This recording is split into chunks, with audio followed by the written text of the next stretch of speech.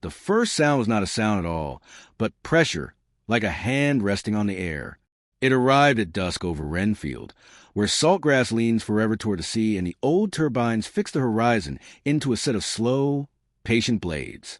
People in gray fur were used to wind. They were not used to its absence. That evening the wind folded itself neatly and sat down. The gulls pinwheeled once, then drifted like torn paper. The crickets forgot their lines. Out in the field, the light went a shade bluer than sky, as if the world had inhaled and held it. The first to notice was Ada Finch, who had been walking home from the cannery with a sack of oranges and a key that stuck in every lock it met. She paused at the fence, the one with rust like old blood, and a childhood promise carved on its top rail. The grass beyond it rippled without moving, each blade lit from the inside the way a secret lights the face that holds it. Ada didn't call to anyone. She pressed her palm to the wire and felt warmth without heat, a presence that behaved like weather but carried intention. Her name arrived in the back of her throat, not spoken but recognized, and she understood something without knowing it. The field was listening. By the time she crossed the gravel road and reached her porch, the blue had deepened. It wasn't a beam or a column.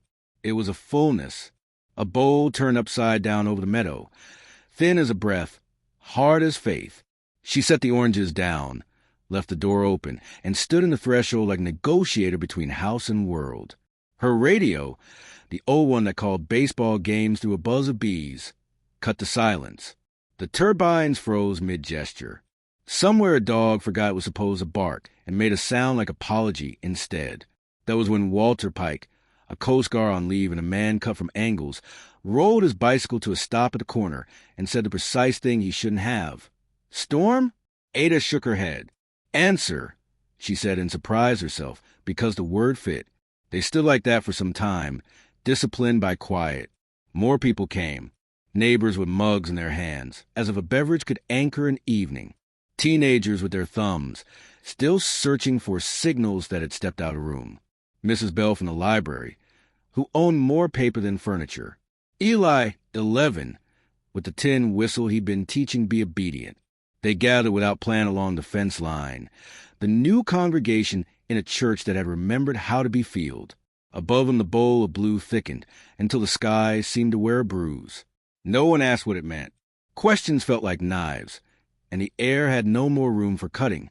The first shape arrived as the idea of a circle, not drawn, not cast, but suggested by the way light refused to behave in one exact place.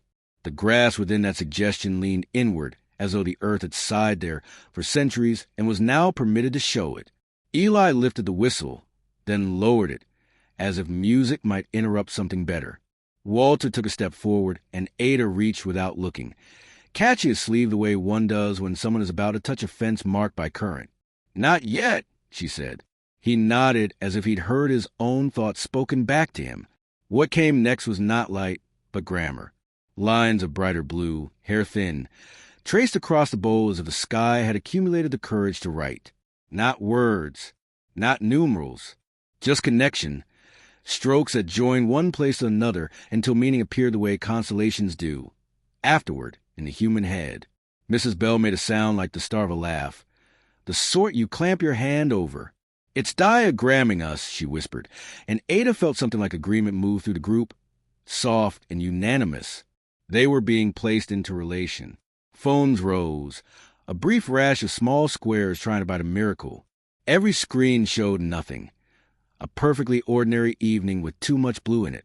The field, it seemed, would not let itself be turned into proof. The failure of the capture relieved the watchers. Strangely, they were returned to duty, witness over evidence, breath over artifact. The bowl pulsed once, like a giant lung checking its seal. Somewhere far out on the water a bell buoy answered, its note rough with salt. Eli lifted the whistle again and tried a single tone, soft. The note slid sideways as if the air had a slope. The field accepted it. Ada felt the acceptance as a warmth against her wrist, then along her jaw, until her teeth hummed in sympathy. A map unrolled behind her sternum. Not of streets or coasts, but of choices. Lines lit up through years. Time she had stayed instead of left, spoken instead of swallowed, walked into the rain instead of waiting it out. The map did not judge. It remembered. She exhaled and felt the exhale arrive somewhere that was not here. "Do you feel that?" Walter asked, not turning his head. "I feel like I weigh the right amount." Ada wanted to laugh, but didn't. "I feel calibrated," she said, and the word was right enough to make the hair on her arm stand. The circle in the grass condensed, then separated into 4 fainter rings like breath marks on old sheet music. The turbine, still arrested, caught the late light and threw it back as proof that metal can pray. The bowl thinned until it nearly disappeared and then reasserted itself with a gentleness that Ada would later, when language of return, call mercy. People began to sway, without music the way people do when they agree with something inhabiting a room. Mrs. Bell reached for Eli's hand, and the boy let his fingers be taken. Walter set his bicycle gently in the ditch like a thing that could fend for itself. Somewhere a late train blew a note, and then thought better of it. The field drew in another breath. The second grammar arrived. Subtraction. The bowl dimmed in a thin band that moved clockwise. A single unlit seam. Wherever the seam passed, memory went bright, not dark. Ada saw a hallway she had forgotten. The cheap rug, the smell of damp coat. She saw herself at 19 choosing to be practical instead of brave, and it did not hurt. The seam moved on. 3 people behind her began to cry. Quiet cries, the kind that mopped themselves up when the seam reached Eli. The boy made the small, startled sound children make when the world gives them an adult thing to carry and it fits their hands. The unlit band completed its sweep, and the bowl steadied, brighter for having admitted lack. The field had removed nothing. It had named what it would not keep. Walter cleared his throat. If it wants something, it should say. His voice sounded wrong in the new air, too square. Ada almost shushed him. The field answered anyway, not with instructions, with invitation. A low pressure rose from the grass. The particular ache air gets when it wants a song and is too proud to ask. Eli understood first. He lifted the whistle and found a note that sounded like the memory of boats. The bowl caught it, warmed it, and returned it slightly altered, as if the sky had pitched in harmony but refused to take over. Another note, another. The melody was nothing and very old. Ada heard the curve of her mother's shoulder in it. Walter heard a harbor he had not tied up in for 10 years. Mrs. Bell heard the page of a book she never checked out because it was safer to shelve it. The bowl sang back, keeping the boy between lanes. Every living thing near the fence calibrated to the tune. The dog that had apologized earlier laid down and placed its head on its paws as if before fire. A moth discovered it could be a violin and chose not to be. The turbines creaked once, realizing they'd been still too long, and then remembered their job. They did not move yet, but you could feel motion crouching in them like an athlete. The bowl dimmed at the edges and brightened in the center, where the 4 rings had been, as if the field were setting a table for something that had not needed to eat in a very long time. When the sound ceased, it did not fade. It folded. The pressure lifted. Wind recollected itself and chose a direction. The bowl thinned into a thought, and then into a rumor, and then into evening. The turbines exhaled and turned 1 degree. The dog remembered barking and practiced once. Phones found bars and lit up with the fearful kindness of return connectivity. For a second, the group looked at one another the way people do after a near accident, the inventory of damage flashing, and finding gratitude instead. Ada reached for the oranges and forgot they were heavier earlier. Walter retrieved his bicycle, lifted it, and found he could do so without performing strength. Mrs. Bell wiped her face in a way that admitted it had been wet. Eli put the whistle in his pocket, as if putting away a compass and not an instrument. No one clapped. Applauding quiet felt obscene. The light was ordinary again, except that color had learned manners. People drifted home. Some tried to speak, and ended up describing weather because the other words had not yet learned how to obey. At the porch threshold, Ada paused. The house felt like an animal that had been left alone with a storm and had not eaten the couch. She touched the radio, and it flinched once, then resumed its bees. The announcer listed scores more reverently than necessary. Ada placed the oranges in a bowl that had held arguments once and tied back the curtain that preferred to fall forward. She did not turn on the overhead light. The room had earned whatever it wanted to keep. At midnight, the turbine started again, each blade discovering the air like a new language that already knew it. Out beyond the field, the bay wore the moon like glass. The bowl was gone, if by gone you mean unseeable. The grass held no crop circles, only the suggestion that gravity had been asked to be kind and had obliged. Sleep came to Grayford in a shape it had not worn in some time, unafraid of letting go. Walter dreamed of ropes that never broke. Mrs. Bell dreamed that every book she had not read moved into her house and found a chair. Eli dreamed of a note that could open a window in a storm without letting rain in. Ada did not dream at all. She lay on her side and stayed awake inside a calm that belonged to no one and everything. At 3:17 a.m., the field exhaled once. The town did not wake, but its roofs remembered. Light, not blue now but clear, ran along the ridgepole of Ada's house, like a finger. It touched her window and did not enter, and stayed anyway, the way a friend stands on the porch and decides a company is sufficient at a distance. Ada opened her eyes and did not startle. "I know," she said, and the words were not a question. Down on the counter her key, which had never liked its job, turned slightly toward forgiveness. The radio slept with one red eye. In the sacristy of Wren Field, where the bowl had been and would be, the grass trembled itself back into ordinary. By morning there was nothing to tell, which is how certain truths prefer to arrive.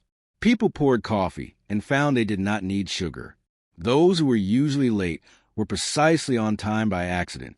The gulls resumed their union rules.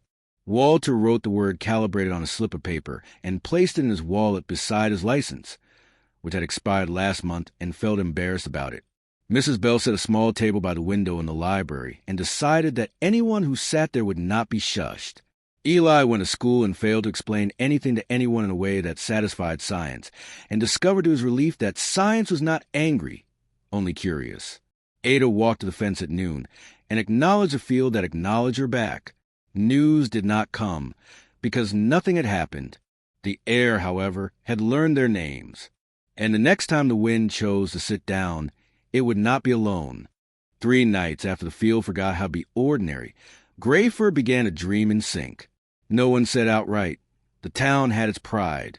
But in the quiet between conversations, the rhythm of sentences matched, like heartbeats adjusting to a metronome no one could see. The fishermen woke early and claimed the sea was too polite, waves arriving in tidy groups of 4. Children counted stars in identical patterns, all skipping the same number, without planning it.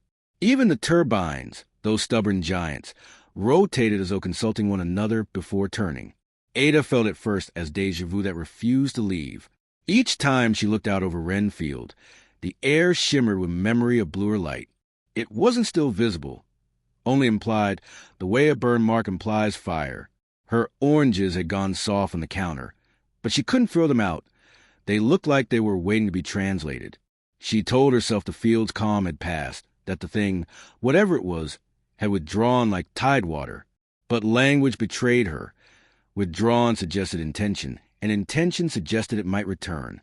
The town's clocks drifted. Not forward, not back, just out of confidence. The post office clock paused at 11:19 each day, a respectful silence it could not explain. Walter's wristwatch lost and regained minutes like a drunk recovering dignity.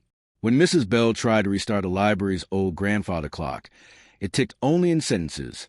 3 beats, then a small pause, then 1 beat softened the others, like punctuation for an idea the universe wasn't finished with. She wrote the pattern down on a checkout slip and slid it into the philosophy section, under the P's, where Kierkegaard waited like a polite ghost. By Thursday, the fog returned. Not heavy enough to warn ships, just thick enough to erase the horizon's opinion. Ada watched it lean against her porch railing as though fog, too, could be tired. Around noon, she heard someone whistling the tune Eli had played that first night. Soft, uneven, like a thread trying to remember cloth it came from. When she stepped outside, the sound ended. Across the street, Eli stood barefoot on his lawn, eyes half closed, head tilted, as if listening to something slightly beneath the world. "It's quieter down here," he said when she approached. "What is?" "The light," he answered. though it wasn't really an answer. Ada crouched beside him. You see it again? Eli frowned. Not see. It's like when you close your eyes too hard and shapes keep happening. Except the shapes talk. She should have smiled, should have said something kind and dismissive like dreams do that. But his words touched the same bruise that had never healed behind her ribs. The one made of awe, not injury. What do they say? She asked. They ask how long it takes to be forgiven, he said, and opened his hand. A small patch of damp grass glowed faintly in his palm. Not light exactly, but the memory of it. It faded as she watched. He didn't look surprised. Maybe they mean us, Ada murmured. Eli shook his head. They mean them. The word them held weight, but no threat. Whatever had happened over Renfield had not been invasion, but communion, an exchange between two kinds of loneliness. Ada looked toward the turbines. They stood still again, like sentinels guarding something invisible but precious. Walter arrived that evening, his uniform jacket unbuttoned, a cigarette he hadn't lit balanced between his fingers. They call me from the coast, he said. Signal interference, radio distortions, weird echoes. I didn't tell them to look inland. Because you think it's still here, Ada said. He nodded once. And because I don't want to be right. The two of them sat on her porch steps while the fog thickened, quiet as confession, somewhere beyond the fence. Frogs practice a hymn they hadn't invented yet. Walter finally lit the cigarette, took a drag, and blew the smoke sideways. It hung in the air like drawn breath, unmoving. See that, he said. Wind's working around us, not through us. Ada reached out and stirred the smoke with her hand. It folded itself back together. Maybe we're not in the wind anymore, she said. Maybe we're in the pause after it. The fog pulsed faintly, once, twice, as if agreeing. Walter stared into it. What if it wasn't just listening, he said. What if it was learning? Ada thought of Eli's glowing hand, of the oranges waiting for translation. Then it's still studying. He nodded, and we're the text. When the turbines moved again, it was not rotation but gesture. Their blades tilted, all together, as though bowing toward the field. The fog cleared just enough to reveal the faint outline of 4 rings in the grass. Subtle, symmetrical, not scorched but rearranged. It looked less like landing marks and more like punctuation. Ada whispered, "It's writing again." Walter's cigarette ash fell and did not land. It hung midair, glowing like a comma suspended in a sentence not yet finished. That night, every dog in Greyford barked once, no more, no less, then lay down facing the same direction, Renfield. Radios across town turned themselves on, but no music played. Instead, the sound of breathing, steady, deliberate, as if the air were remembering lungs. At 3:17 a.m., the same minute the bowl had exhaled days earlier, the town's lights flickered, not in panic, but in rhythm. Ada woke, certain she had heard her name. Down the street, Mrs. Bell dreamed of a library without shelves. Walter dreamed of standing knee-deep in the sea and finding it warm. Eli dreamed of the sound that made the stars pause to listen. Outside, Renfield glowed again, not blue this time, but pale amber, like candlelight reflected off something infinite. And somewhere inside that light, something waited, not to return, but to continue. By morning the fog had gone, but something softer had taken its place. A kind of listening the air refused to turn off. Every sound carried a small aftertaste, as if echo and origin were reluctant to separate. The gulls flew lower, their wings cutting arcs of light, so fine, they looked like handwriting on water. Even the sea sounded nearer than usual, as if its tide had moved inland to keep an eye on them. Ada walked the path toward Renfield with a thermos of coffee, and the steady guilt of someone going to visit a patient who might have already recovered. The grass had dried, but its color had changed, less green, more gold, like harvest caught mid-thought. She ran her hand over it and felt the faintest vibration, an internal pulse timed to nothing she could name. Walter waited near the fence, hands in his pockets, watching a line of ants make a decision together. He didn't wave. Their conversation the night before had moved them past gestures. "You didn't sleep," he said. Ada shook her head. "I wasn't supposed to." "Me neither. Coast Guard sent a drone last night." camera turned itself off the second it crossed the field. She glanced at him. That sounds like obedience. Or recognition, he said. Like it knows the difference between being watched and being understood. They stood in silence, each measuring the other's unease like weather. A sound rose, low, not quite mechanical, not quite wind. It came from beneath the field, a slow oscillation that made Ada's shoes hum. She pressed her heel into the soil. The vibration stopped, then resumed higher up her leg, almost teasing. "It's aware of pressure," she said. Walter crouched, placed his palm on the ground.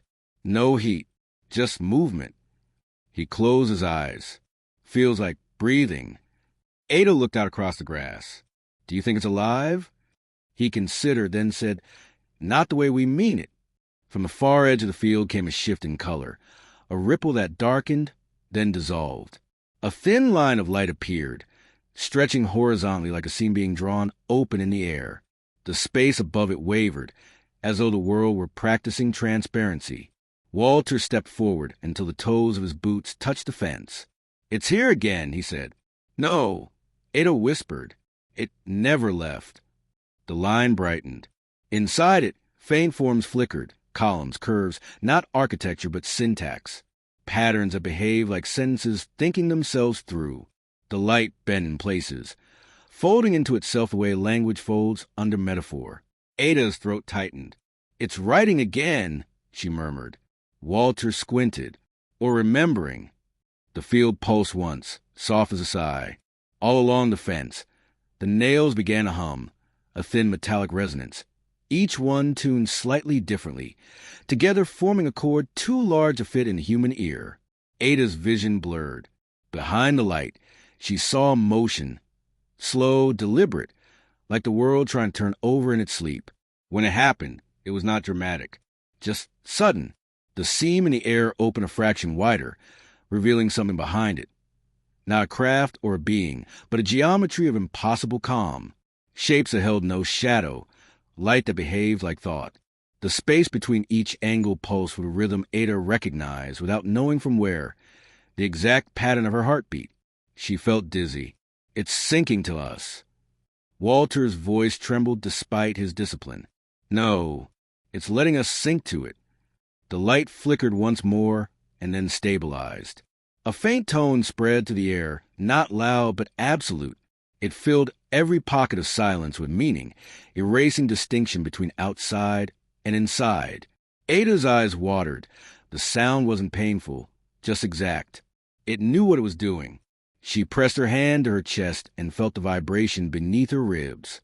It was the same tone the boy had played on the whistle, now stretched across the sky. People began arriving without invitation. A farmer still in his boots, a girl carrying a mirror, Mrs. Bell with her hair unpinned. No one spoke. They lined along the fence, drawn by the memory of belonging.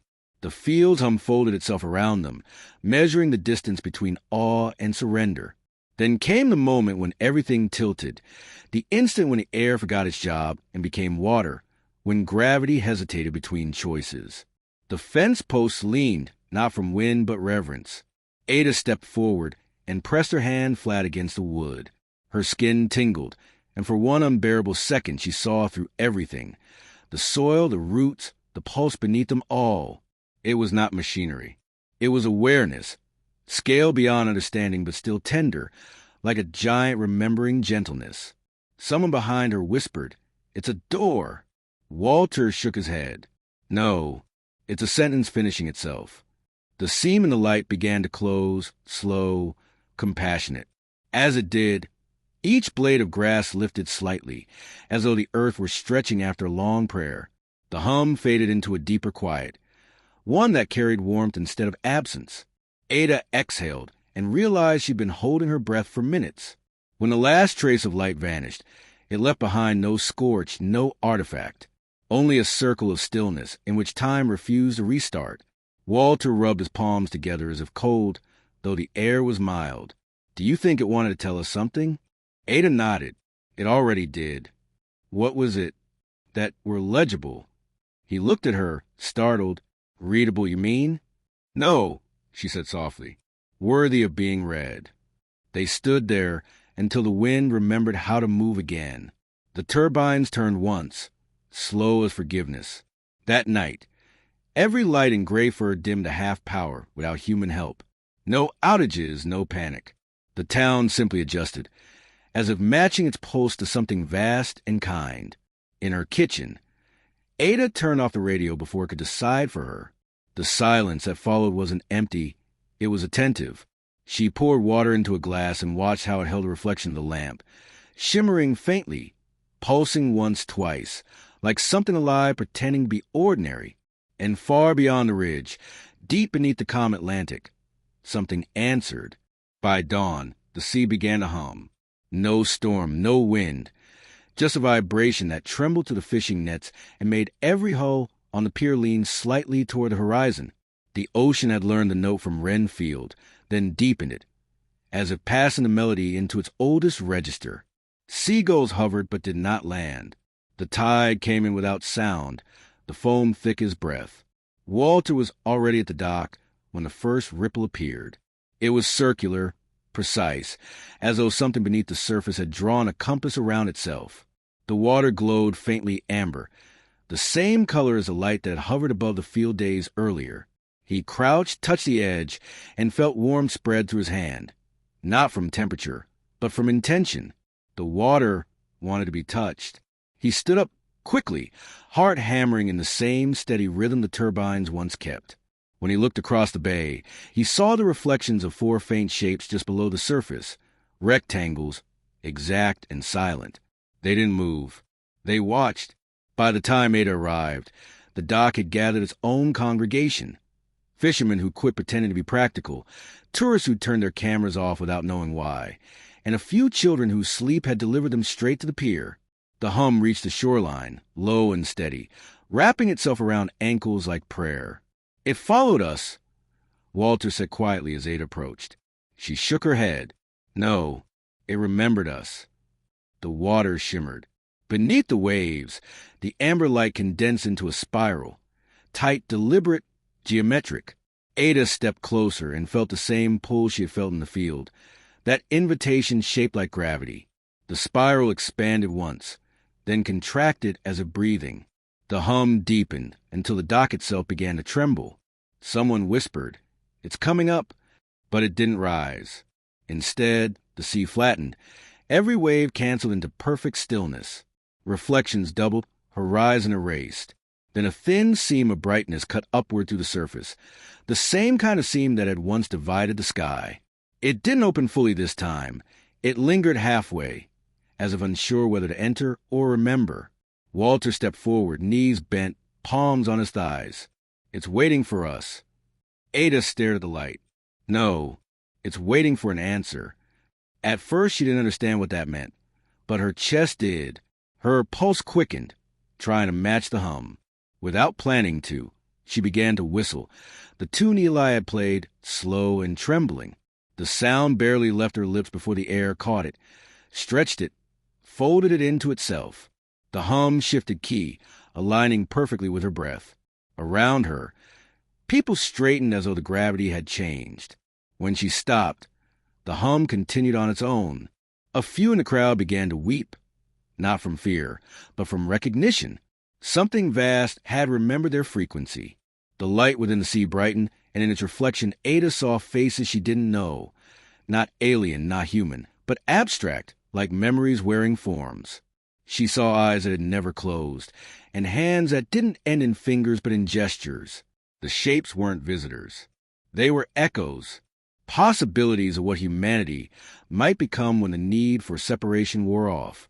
The spiral shifted again, now pulsing in rhythm with the town's heart. The turbines on the ridge, the engines in harbor, the clocks that no longer cared for minutes. The hum connected them all into one continuous tone. Walter whispered, "It's building something." "Or rebuilding," Ada said. "It's stitching the sky to the sea." As if on cue, the fog rolled down from the ridge, dense and luminous, until it reached the water. The field's gold light and the ocean's amber glow met in the mist. For a moment they became indistinguishable. Horizon turned inside out. The color wasn't blue anymore. It was every hue that remembered being warm. The air between Ada and Walter grew heavy, almost physical. Then, from deep beneath the dock, came a second hum, lower, older, undeniable. It wasn't the sea. It wasn't the field. It was the planet itself answering. The planks beneath their feet vibrated. The hum spread inland, rippling through soil, through stone, through everything that had ever learned how to listen. Ada clutched the railing and felt her bones answering back. One by one, vertebrae as tuning forks. She turned to Walter, who stood completely still, eyes wide. "Do you feel that?" she said. He nodded. "It's everywhere, like the earth is aligning." Then, just as suddenly, the hum stopped. No fade, no echo, just silence so complete it seemed to carry weight. The air expanded with it, empty yet filled with expectation. Out on the water, the amber spiral contracted into a single point, bright as origin, then vanished. The dock stopped trembling. The wind remembered how to move again. No one spoke. They waited, knowing silence now had authority. Walter exhaled slowly. "It's gone." Ada shook her head. "No, it's under everything now." The crowd drifted away, leaving footprints on planks that seemed to hum faintly in memory. Walter stayed behind, staring at the water until the horizon returned. That night, Greyford's power flickered again, not in fear, but in rhythm. The light bulbs breathed. Radios caught faint whispers that weren't words. Somewhere beneath the ocean, the hum resumed at a frequency just beyond human hearing, patient, steady, preparing. And when Ada went to bed, she dreamed not of light, but of touch. Fingers pressed against the earth, tracing lines between field and sea until they became the same word. The next morning, Greyford woke up to choreography. At first, it looked like coincidence. Two women sweeping porches on opposite streets, lifting their brooms in the same arc. A child tying his shoe at the exact moment. An old man dropped his hat, both bending, both rising. But as the day unfolded, rhythm appeared everywhere. The town had learned to move together. Ada noticed it when she poured her coffee. Her hand paused halfway to her lips, perfectly matching Walter's motion on the opposite side of the diner. The clink of their cups landed on the same beat. No metronome guided them, yet their gestures fit inside a music only the air could hear. Across the street, Mrs. Bell unlocked the library door and felt the key turn of its own accord just as the postman arrived. He smiled without understanding why and said, "Morning." At the same instant, she answered it. Their voices met like two notes sharing one vibration. By noon, the town's clocks, those confused, drifting instruments, clicked back into alignment. All hands struck 12 simultaneously, not loud, not forced, but relieved. Bells rang, but softly, as if embarrassed to discover agreement after years of argument. The air shimmered faintly. The same color that had once lived in Wren Field now hovered above the rooftops, a thin, translucent amber that caught light without owning it. Walter was the first to notice the absence. "No birds," he said. Ada followed his gaze. The sky was empty but not quiet. The hum had moved into them, into breath, bone, intention. She could feel it in her pulse, in the patience of her own heartbeat. It wasn't control, it was resonance, an invitation to coherence. Eli ran up from the pier, out of breath, holding a small piece of driftwood. "It glows when I touch it," he said. He set it on the table between them. The wood pulsed faintly, same rhythm as the turbines, same tempo as a heart. Walter stared. Everything's keeping time. Ada nodded. We're inside the song now. The boy pressed his hand to the driftwood again. The glow brightened and dimmed, following his breath. When he exhaled slowly, it steadied. "See," Eli whispered. "It listens." They looked out toward the field. The ridge shimmered, faint but definite. It was still there, the geometry of light, folded under soil like a sleeping lung. Ada felt the truth arrive as quietly as gravity. The phenomenon had never left. It had simply translated itself, moved from light into rhythm, from visible into felt. The rest of the day unfolded like a single thought. Conversations overlapped without chaos. Sentences passed cleanly from one mouth to another, as though the town were rehearsing a play no one remembered learning. At the grocer's, A woman reached for a jar, and another hand arrived at the same instant, helping without thinking. On the hill, the turbines turned precisely together, blades slicing the air in slow unison. By evening, something stranger began.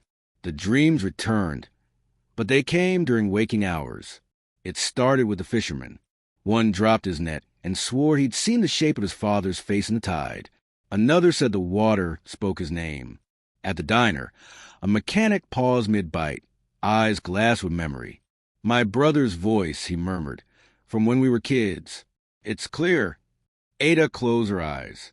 She heard it too, not her brother, not her mother, but something between, the voice of the field, now inside her head, humming not words but patterns. It showed her a moment she'd long buried, a kindness she'd refused, a promise half kept, a silence that had hurt someone quietly. The memories didn't accuse. They balanced. Walter gripped the counter, breathing slow. "I can hear my own thoughts returning from farther away," he said, "like they've traveled and learned manners." Ada smiled faintly. "Then we're learning too." Outside, the amber light grew denser, settling over the town like weather that had chosen compassion. Children laughed without reason. Strangers greeted each other as if finishing a conversation that had begun centuries ago. As darkness came, the ridge began to glow again, this time only faintly, a horizon pulse. The field was sinking with the ocean with the town with its people. The hum was no longer sound. It was structure. Ada walked home beneath it, the air alive around her like breath through glass. When she reached her porch, she stopped and turned toward Renfield. The turbines were turning slowly, not generating power now, but keeping rhythm. The night wind carried no chill. She felt something pressed gently against her chest. Not a hand, not a force, just awareness. Saying you are known. She whispered into the dark. "If you can hear us, we're listening."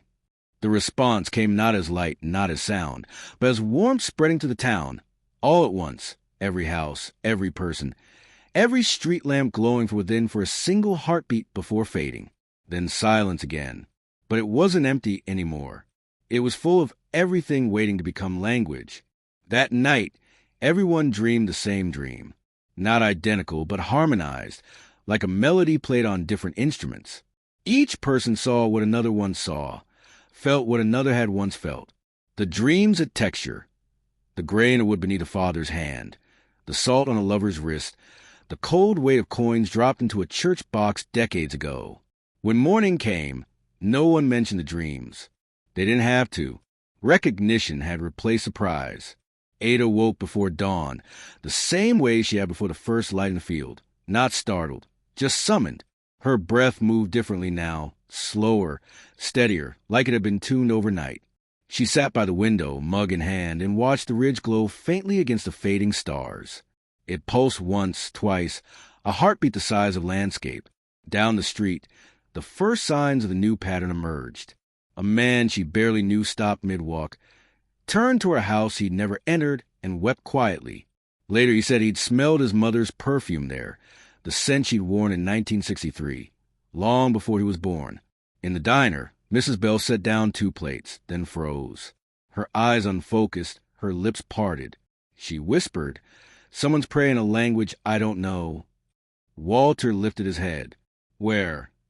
She pressed a hand to her chest. "Here." The town was becoming porous.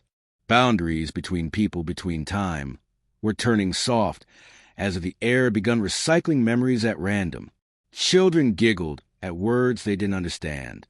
Elders answered questions no one had asked. A sense of overlapping lives settled over Grayford, not chaotic, but layered, like music written in multiple keys that somehow worked together. In her kitchen, Ada heard a knock. She opened the door to Eli, hair tangled, eyes bright with the kind of fear that pretends to be wonder. "It showed me something," he said, voice trembling. "What did?" "The light, or whatever it is now."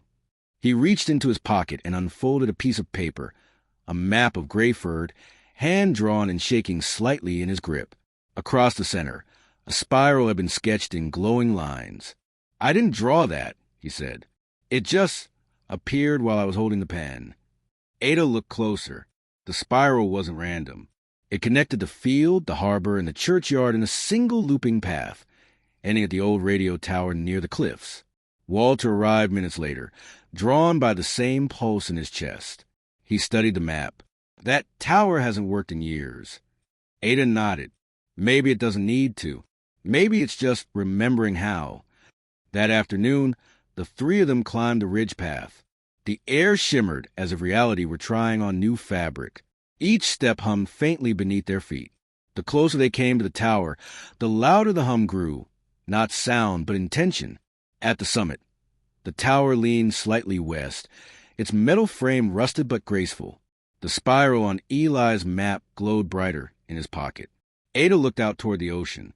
The horizon was wrong again, a line of amber bending upward, like the world had forgotten which side the sky belonged to. Walter set down his bag. It's all connected. The field, the sea, the light, it's drawing itself. Ada touched the tower's base. The metal was warm, vibrating. It's drawing us. The hum deepened until their bones felt hollow. Eli pressed his hands over his ears, but it didn't help. The sound wasn't entering from outside. It was rising from within. Then silence. A single note, barely audible, emerged from the tower's broken speakers, long, low, and impossibly tender.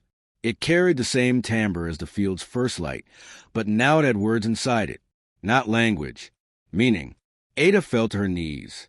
The sound was showing her something. The day her mother had died, the things she wanted to say but hadn't, the hand she'd held too late. But then it widened.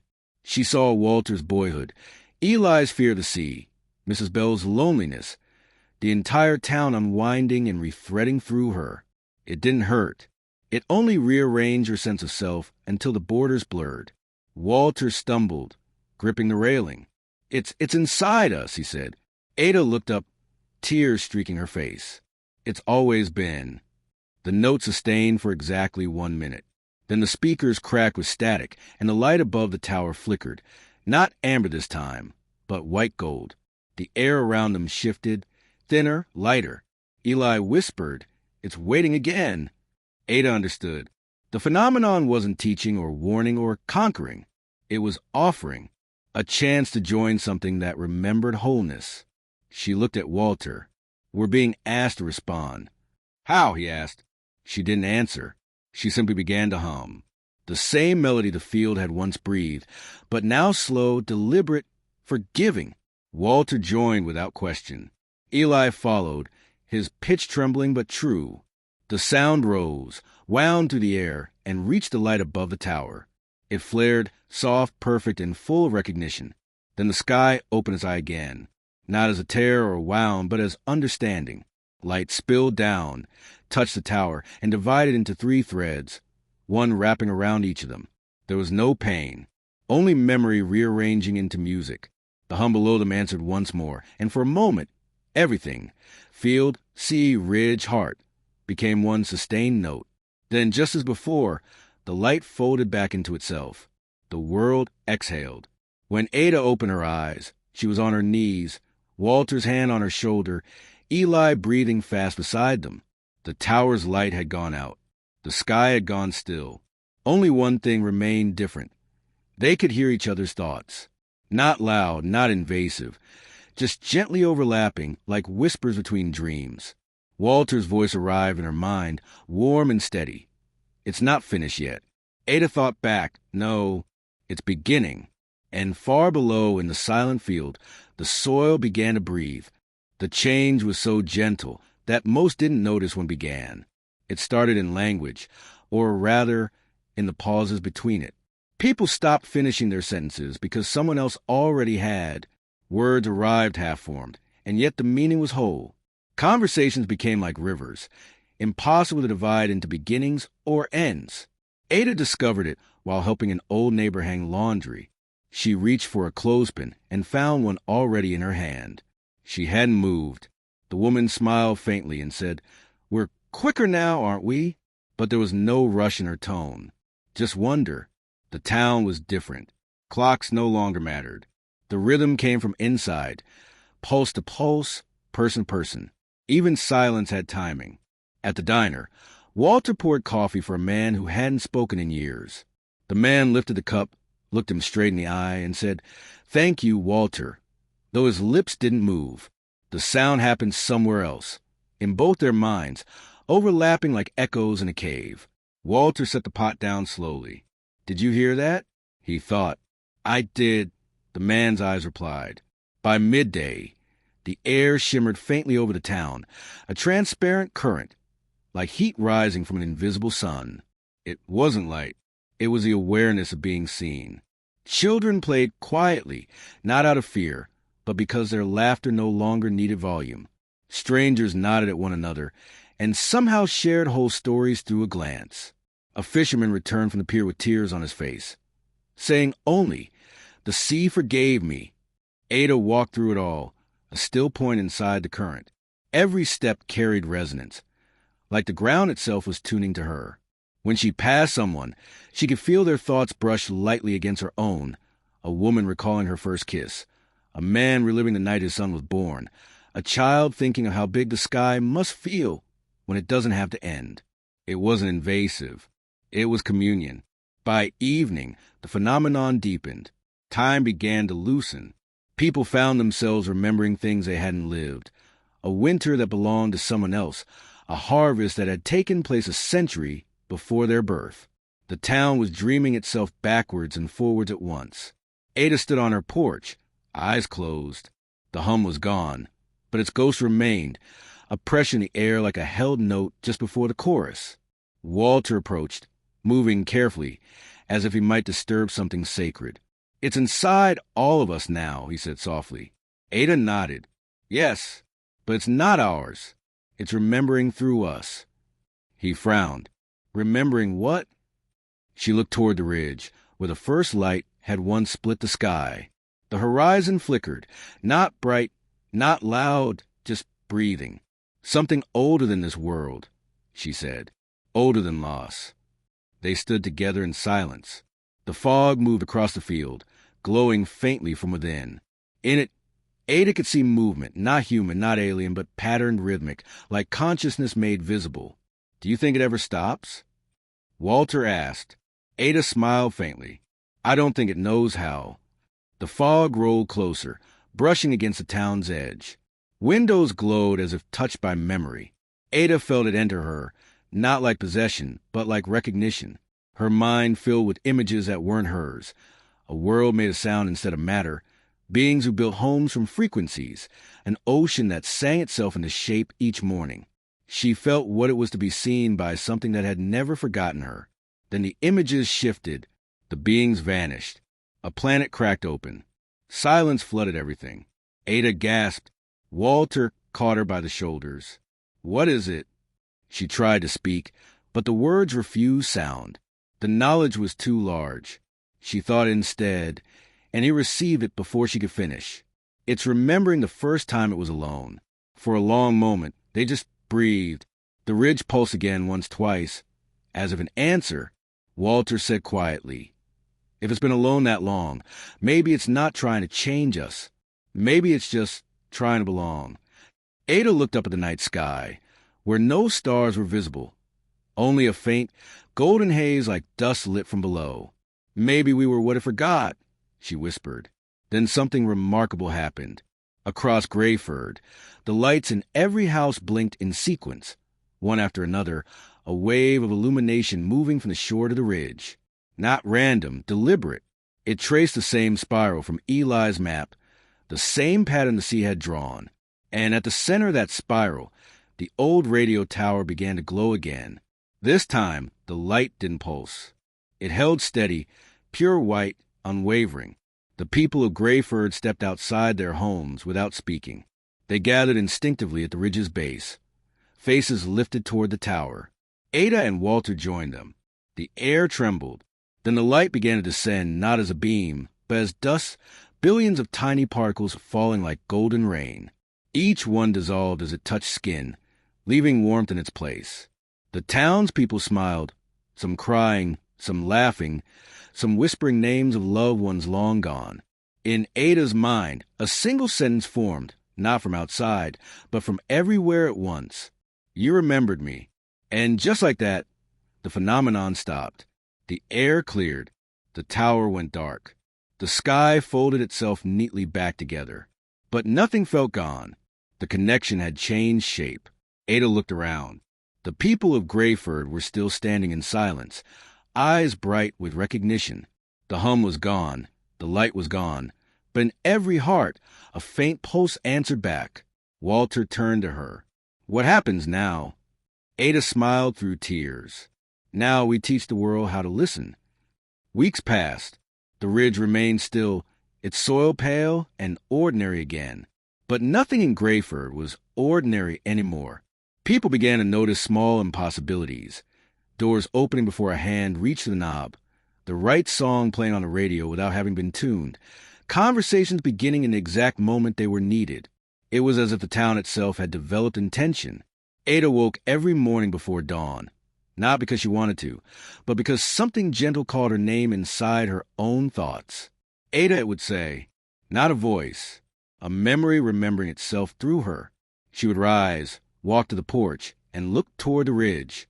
The light never returned, but its absence had shape, a space she could feel, like an unfinished chord waiting for its final note. One morning, she found Walter standing at the edge of Renfield, hands in his coat pockets, staring into nothing. "You feel it too," she said. He nodded slowly. "It's quieter now, but the quiet's not empty." They stood together, breathing. A breeze moved across the grass, carrying warmth though the air was cold. Beneath their feet, the earth vibrated faintly, not in sound but in patience. Sometimes, Walter said, "I think it's listening for us to start again." Ada's eyes met his. Maybe it doesn't know how to end. Later that day, she went to the library. The shelves had changed. The spines of old books seemed brighter, as if the ink had been rewritten from within. She reached for a copy of Leaves of Grass, and when she opened it, a phrase she didn't remember appeared between verses. Those who held light in silence become its voice when no one is left to speak. Her hands trembled. She whispered, "You're still here, aren't you?" A page turned on its own. That night, the dreams returned. Not glowing, not loud, subtle like thoughts you forget to have until they arrive anyway. In her dream, Ada was walking through Greyford, but the streets were made of memory. Every building was a moment she'd lived. The diner was the day her father died. The post office was the first letter she never sent. The school was a laughter that had never found words. The entire town was her, or perhaps she was it.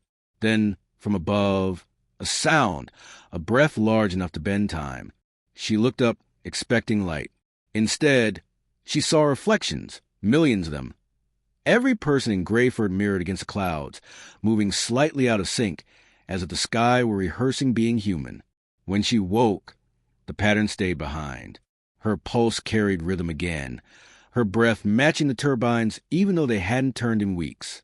At noon, Walter came to her door. "It's happening again," he said. She followed him outside, along the main street. People were standing still, not frozen, but focused, like listeners catching a faint melody. Eli appeared from the corner, holding another map. "It drew itself," he said, breathless. "Just like last time." On the paper, the spiral was back, but smaller now, tighter, as if it had folded inward. At its center wasn't the ridge or the tower. It was the town itself. Ada traced the lines. "It's moving in." Walter frowned. "Into what?" "Us." That evening, something extraordinary occurred. Every light in Greyford, every lamp, every bulb, every candle, flickered at once, then steadied into the same faint amber that had once filled the sky. The air thickened. Not heavy, not threatening. Full. Ada stepped outside. The glow was everywhere, but not visible, a warmth against the skin, a shimmer inside the chest. And then she realized the light wasn't shining on the town anymore. It was shining from it. Across the street, a little girl laughed. The sound rippled through the air, and for an instant, Ada saw her laughter take form, a wave of color, like dust turned into memory. It spread through the air, touching others, and they laughed too, without knowing why. Walter whispered, "It's using us to remember joy." Ada felt tears rising. Then maybe that's what it always wanted, to stop being alone. As night deepened, the ridge pulsed once, faint and kind, like a goodbye or a breath. And Greyford kept glowing softly, not in light, but in the rhythm of shared heartbeats. One long, living note that neither began nor ended. In that glow, Ada closed her eyes and felt it for the first time without fear. The presence that had once lived above them now lived inside them. It wasn't gone. It had gone home. The first sign came through the static. Not words, not even sound, really, just a pattern that felt deliberate. A pause, a hum, a pause again, like breathing. The radio in Ada's kitchen, untouched since the tower went dark, came alive one morning as she made tea. The dial hadn't moved. The cord wasn't even plugged in. Yet from the speaker came a slow, rhythmic tone that reminded her of a heartbeat heard through a wall. She froze. The air around her seemed to listen too. The tone shifted, growing softer, almost melodic. Then silence. Walter arrived a few minutes later, winded. You heard it too? Ada nodded. It wasn't just noise. He looked pale. The radio at the diner played the same thing. No one was touching it. The same rhythm. Like Morse code, but slower. They sat together, cups untouched, while the hum replayed faintly in their minds, once, twice, until it faded into pulse memory. By afternoon, other things began to follow. Ceiling fans turned without power. Car headlights flickered in sequence along Main Street, one after another, as though responding to a conductor only they could see. The wind moved in circles, not gusts, spirals of calm that settled over the field like invisible brushstrokes. And at the edge of town, the old church bell rang 3 times, though its rope had been cut years ago. Ada went to the ridge that night. The soil was cool, the air clear. The fog had returned, but it wasn't heavy. It hovered like breath. She sat in the grass and whispered, "If you're still here, show me differently." Nothing happened at first. Then, faintly, a scent, not of earth or sea, but of ozone, the smell of before thunder. The grass bent in waves, as if invisible footsteps were walking toward her. And in the far distance, the ridge shimmered, just once, a pulse the color of remembrance. A voice inside her, not external, not audible, said something without words. She understood it not as meaning, but as recognition. "You are how I continue." Her chest tightened. "Continue what?" she whispered. No answer came. Only warmth, like an invisible hand laid gently on her shoulder. She didn't move for a long time. When she finally looked back toward town, the streetlights were dimming one by one, not fading, but lowering themselves as though bowing. The next morning, people began finding messages in ordinary places. A fisherman's net, when pulled from the water, came out arranged into an intricate spiral. A classroom chalkboard displayed faint glowing lines under the dust, forming words that dissolved before anyone could read them aloud. And in the bakery window, flowers scattered by the wind spelled something that half the town swore they saw before it blew away. "Be still." Some believed it was coincidence. Others whispered that the ridge was speaking again. But Ada knew it wasn't speech. It was learning. At dusk, she walked down the quiet road toward the diner. The sky was pale gold, too soft for sunset. Inside, the usual crowd sat silent, listening to the radio again. The same pattern of hums, slower now, stretched over the airwaves. Eli was there, sitting near the window. He glanced up when she entered. "It's trying to make words," he said. "I recorded it." He held out a small device. The pattern replayed, and this time, Ada could almost hear structure, not letters, not syllables, but emotional weight. It carried hesitation, tenderness, regret. Walter's voice trembled. "It's thinking." Ada closed her eyes, the rhythm sinking into her heartbeat. "No, it's remembering through us." The hum changed again, rising slightly in pitch, then softening to a low sigh. The lights flickered. Every glass in the diner vibrated gently, in tune with the sound. Then, through the static, something new appeared, a note so fragile it could have been imagined. But it wasn't. It was a word. Just one. "Stay." Gasps filled the diner. Someone dropped a cup. Eli's hand shook as he replayed the recording, but the word was gone, buried back in static. Ada felt tears in her eyes. She didn't know if they were hers or its. Outside, the wind stirred, carrying the scent of the ridge again. And as the last rays of light disappeared behind the horizon, the fog began to move, spiraling slowly toward the center of town. Walter whispered, "It's coming back." Ada shook her head gently. No, it never left. And somewhere in the darkness, a single streetlight blinked twice, answering the rhythm that no one had dared to call prayer, but all of them now understood as one. The next day, the weather changed whenever someone cried. It started with Ruth, the schoolteacher, who had been known for her composure. She sat alone in the park, reading old letters from her late husband. When she wept, it began to rain, not cold rain, not storm rain, but the kind that feels like memory learning to fall again. Children nearby held out their hands, laughing, because the droplet shimmered faintly, not clear, but pale gold, catching light from nowhere. By the time Ruth returned home, the ground was dry. Word spread quietly, as things did now. A man whispered forgiveness to his brother over the phone, and at that exact moment, the power flickered across 6 houses. A widow left flowers by the ridge, and every porch lamp on her street brightened slightly, as if exhaling with her. The town had become a body. Its pulse synced to every heartbeat inside it. Ada felt its strongest when she stood alone. The air would press against her skin like the hush before an orchestra begins. She could sense moods not as thoughts, but as temperature. Hope was warm. Regret was wind. Joy came as a resonance beneath the ground. She no longer questioned it. One afternoon, she found Walter at the diner, staring at a glass of water. The surface rippled though the air was still. He didn't look up. "It listens," he said. Ada sat across from him. "To us, to what we almost say." The ripple smoothed. For a moment, both their reflections merged, one face over another, the same line of light across their eyes. That night, the fog rolled in thicker than before, folding over roofs like the soft closing of a book. Ada walked to the edge of Renfield. The silence there had density. It could be touched if she dared. She whispered into it, "Why us?" The air vibrated, faint but kind. No words, just an emotion, clear as a bell struck inside her chest. "Because you answered." She trembled. The answer was complete, no elaboration needed. Behind her, the town lights dimmed in perfect sync. She turned.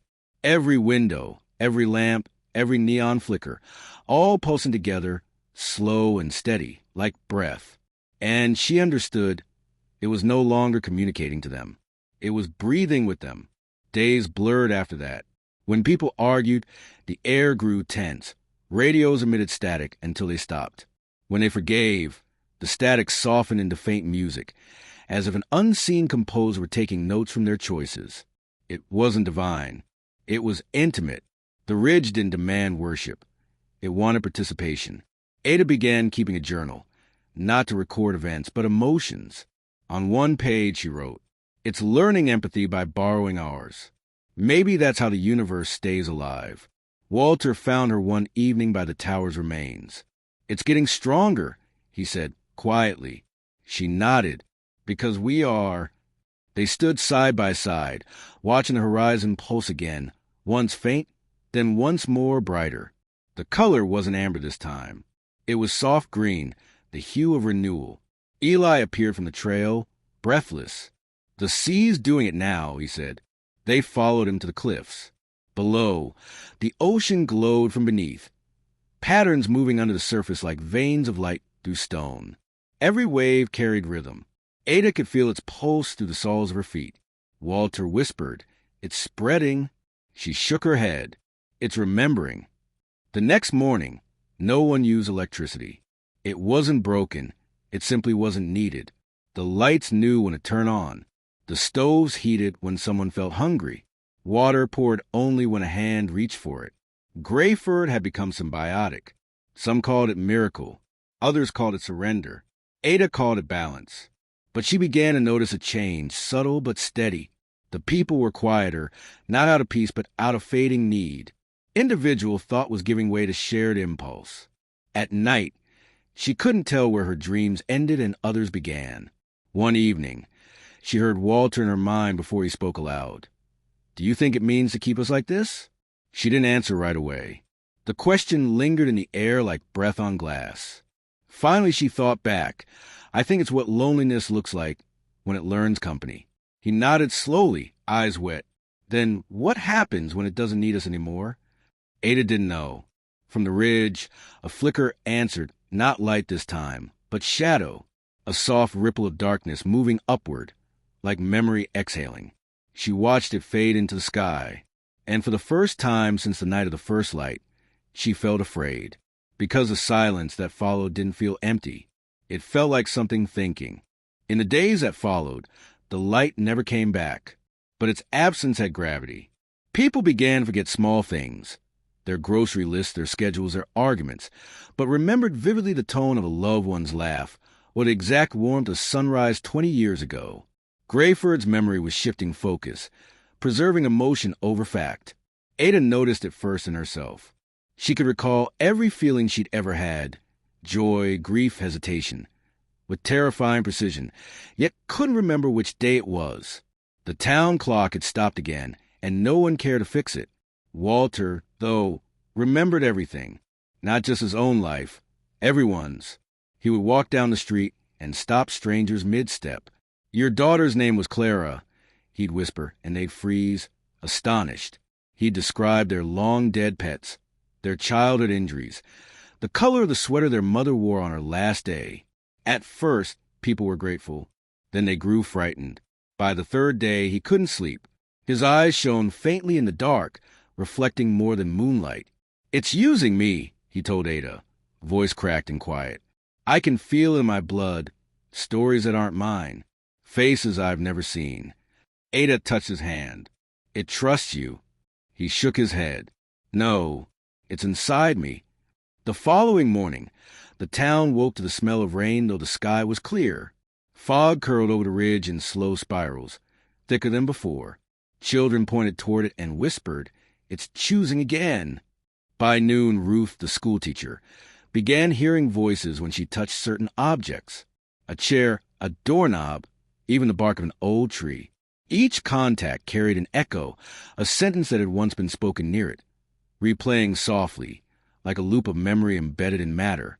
When Ada heard about it, she understood. The phenomenon wasn't fading. It was relocating. That night, she dreamed of standing inside a vast field of mirrors. But they weren't mirrors. They were memories, upright and shimmering, each reflecting someone else's face when she looked. 1,000 versions of Grayford stretching in every direction, all breathing the same rhythm. When she awoke, she knew she wasn't dreaming alone. Walter was already on her porch, exhausted, trembling. "It's talking again," he said. "Not in words, in feeling. It wants something." "What? To stay?" He handed her a small object, wrapped in cloth. When she unfolded it, her breath caught. It was a town's old compass, rusted, unmoving, long thought broken. Now, its needle glowed faintly white, quivering toward the ridge. Walter's eyes were hollow. "It gave it to me, or maybe I found it. I don't know anymore." She held it between her palms. The warmth was unmistakable, the same temperature as human touch. That evening, the fog returned fully, crawling into the streets like breath made visible. No one panicked. They simply opened their doors and let it in. Ada stood by her window, watching it fill her living room. Through the haze, she saw shapes, faint, familiar, her mother's silhouette in the kitchen, her father's voice saying her name. But they weren't ghosts. They were impressions, fragments of memory painted with light. She whispered, "You're all still here, aren't you?" And from the fog, a quiet reply came, not sound but warmth against her skin. "Because you are." The next morning, the phenomenon began to mark the chosen. A faint shimmer appeared above certain homes, not visible in daylight, but radiant at night. Those within started dreaming collectively, their sleep synchronized. They'd wake at the same moment, breathe the same rhythm, and recall the same vision, a field filled with spirals, a tower made of light, and a voice, Ada's voice, speaking on behalf of something vast and kind, saying only, "We are remembered." Walter came to her, panic in his eyes. You're in all of our dreams now. Ada felt the truth of it before he said it. The compass glowed steadily on her nightstand, pointing not north but inward. She whispered, "It's transferring into me." Walter nodded. "Then what happens when it's finished?" She looked toward the ridge, where the fog pulsed faintly in time with her heartbeat. "Then I'll have to learn to speak for both of us." That night, the radio flickered again. The static hummed once, twice, then stilled, and through it came her own voice, calm, steady, unfamiliar. "We are almost home."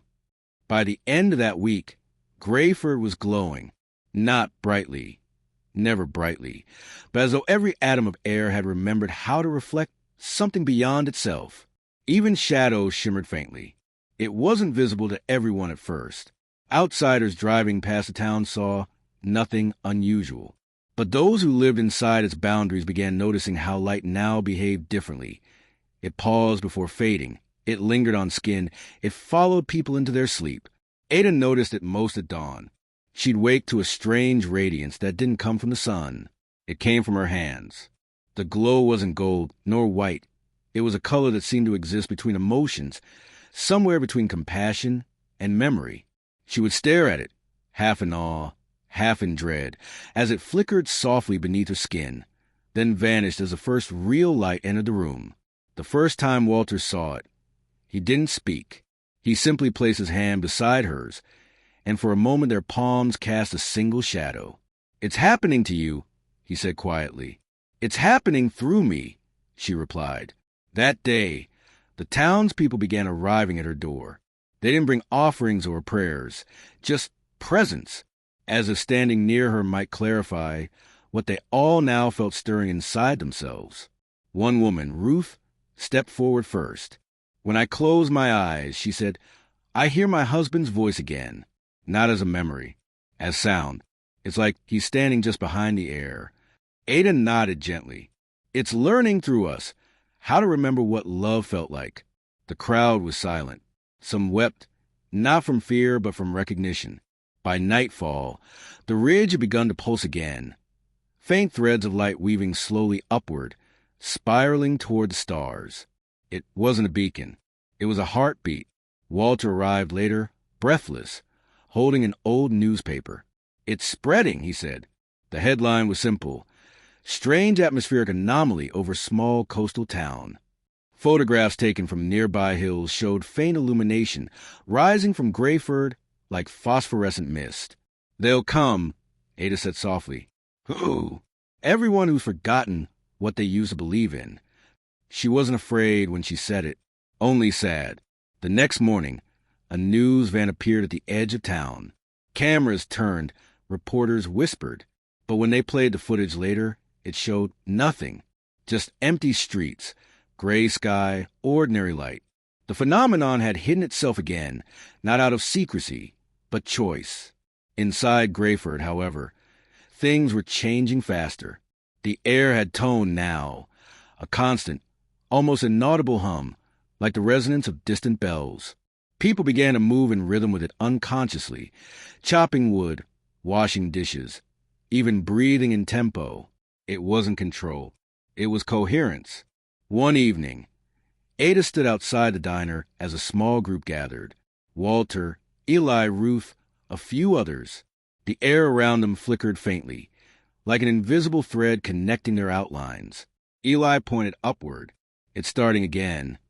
High above the ridge, where clouds used to gather, a single ripple of white light unfolded, slow, elegant, and curved, as if the sky were opening at hand. The crowd gasped. The light didn't descend. It expanded, a silent blossom of radiance stretching across the horizon. Ada felt something stir inside her chest, warmth that wasn't hers but knew her name. And then, for the first time, she spoke not with her voice, but with the one inside it. The sound wasn't loud. It was the kind of sound you feel rather than hear, a vibration that hummed against every living thing. "Do not be afraid," she said, though her lips barely moved. People turned to her, trembling, tears glinting in the strange light. "Is it you?" Walter asked, though he already knew. Ada's eyes shone faintly. not glowing, just alive in a way no human eyes had ever been. "It's us," she said. "It doesn't separate anymore." The light in the sky pulsed once, twice, answering her. Then, as suddenly as it began, the radiance folded inward, collapsing softly into itself.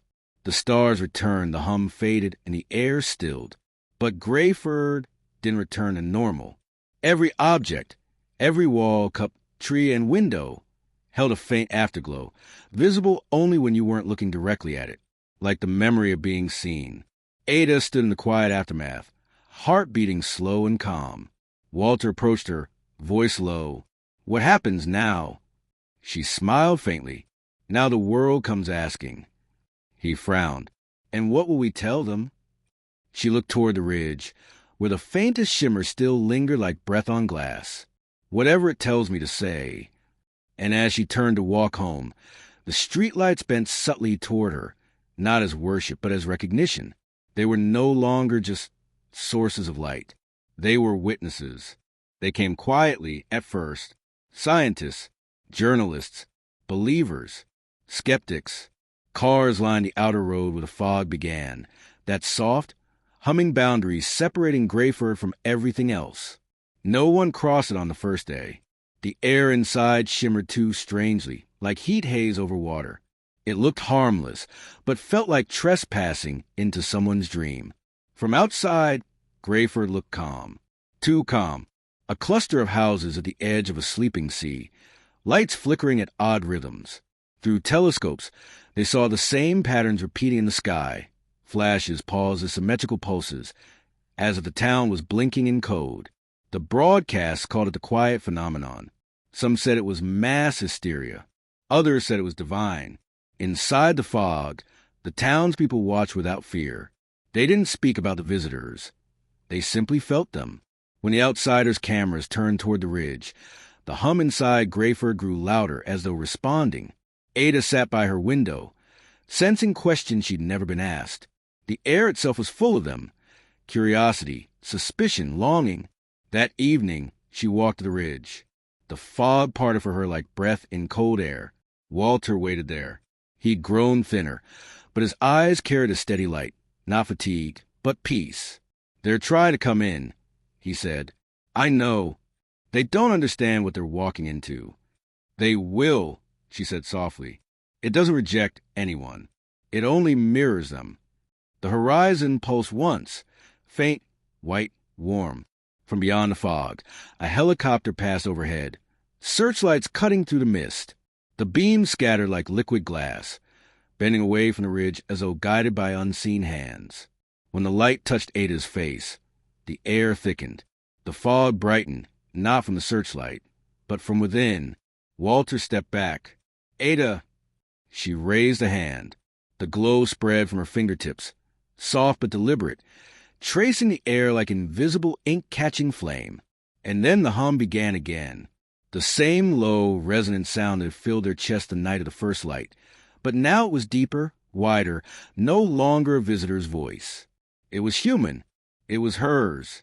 Outside the fog, the helicopter's instruments went blank. Camera stopped recording. Power flickered for miles along the coast. The pilot would later say he'd seen a woman made of light standing on the ridge, though no image captured it. Inside the town, Ada's glow faded slowly, like a candle remembering how to rest. She looked at Walter, breathing hard. "It's showing them what they already are." He nodded. "And what are we?" She smiled faintly. "Proof." The following morning, the first group crossed the fog. 3 scientists from a nearby university, carrying equipment that crackled the moment they stepped inside. They found Ada sitting on a bench near the diner, sipping tea, surrounded by townspeople who regarded them with calm curiosity. "Are you the one they call the transmitter?" one of them asked. Ada laughed gently. "I'm not transmitting anything. I'm remembering out loud." The man frowned, glancing at his instruments. "There's measurable energy here. Radiation, magnetism, and something else we can't define." Ada leaned forward. "It's empathy." They didn't respond. "Measure that," she said. They stayed for 3 days. Their instruments failed every night at the same hour, when the ridge pulsed, when the fog breathed, when Ada dreamed awake. They left in silence. But one of them, a young woman with silver-rimmed glasses, returned alone. She found Ada by the field, watching the horizon where light met water. "May I ask you something?" the woman said softly. "Of course. Does it speak to you?" Ada thought for a long moment. "Not the way you mean." "Then how?" She smiled faintly. "It feels through me." The scientist looked down, voice trembling. "And what does it feel?" Ada turned her gaze toward the sea. The sky was a sheet of pale gold, clouds drifting like slow thoughts. "Loneliness," she said, "but also gratitude." The woman nodded, tears slipping down her face. That night, she didn't leave. She stayed in Grayford, moving into a small room above the diner. Within a week, she too began to hum in her sleep. Outside, the fog thickened once more, not to hide, but to cradle. The world watched from beyond its edge, waiting for a message, a pattern, a sign. And one night, they got one. Every satellite orbiting above the coast recorded the same flicker, a pulse of light synchronized with the heartbeat of the Earth's magnetic field. A perfect resonance. Not a transmission. A joining. Ada stood on the ridge, hair lit by invisible glow, and whispered to the night. Now it knows it's not alone. The broadcast couldn't agree on what she was. Some called her the conduit. Others said the mirror woman. The most feverish headline read, "The light that dreamed in flesh." But Ada didn't read the news. The townspeople shielded her from it, not out of reverence, but tenderness, as one might protect a sleeping child from noise. Still, she felt it, the hum of attention, the vibration of millions of minds turning toward her, reaching to the fog with belief, doubt, awe, and fear. And belief, she was learning, had weight. The ridge glowed brighter now, not from within but from response. When the world believed, the light answered. When it doubted, it dimmed. Ada spent her days walking through town, feeling the collective pulse that bound them all. Some had begun glowing faintly, too.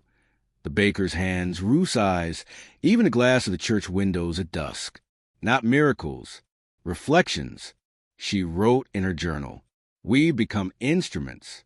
The light doesn't play us. It listens through us." Walter grew worried. "It's using you," he said one night, voice trembling. Ada shook her head. "No, we're using each other. It wants what we've always wanted, to be seen." Outside, a storm gathered over the coast. Thunder rolled in slow, deliberate intervals, like a voice clearing its throat. Across the country, scientists pointed their sensors toward Grayford. What they found defied everything. Magnetic fields aligning with human brainwaves, localized gravitational fluctuations tied to collective emotion, measurable shifts in the Earth's ionosphere. When Ada spoke, one astrophysicist whispered during a live broadcast, "It's as if empathy has mass." When Ada heard that, she smiled sadly. "It always did," she said to no one. That night, as the storm crept closer, the fog around Grayford began to rise, vertical this time, curling upward like smoke drawn toward heaven. The sky pulsed faintly, threads of lightning moving in patterns too graceful to be random. Walter joined her on the ridge. "It's happening again." "No," she said. "It's responding." "To what?" She looked upward. "To them." The horizon flashed once, gold-white, then stilled. She closed her eyes. Behind her eyelids, visions bloomed, not of other worlds, but of this one, seen from a kindness she couldn't contain. She saw hospitals where dying men suddenly smiled, streets where strangers embraced for no reason, a child somewhere far away whispering, "I forgive you," to an empty room. Every act of grace sent ripples back to her, and she could feel them, each one adding warmth to her skin, each one illuminating something ancient beneath her ribs. Walter saw it happen. "Ada," he whispered, "you're glowing again." She opened her eyes. The light had moved inward, her veins glimmering faintly beneath her skin, as if remembering what flowed through them before blood existed.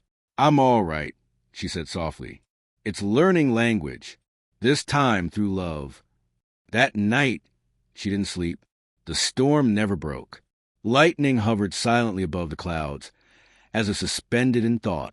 At dawn, she stepped outside and found a group of strangers standing at the edge of town. Reporters, pilgrims, soldiers, scientists.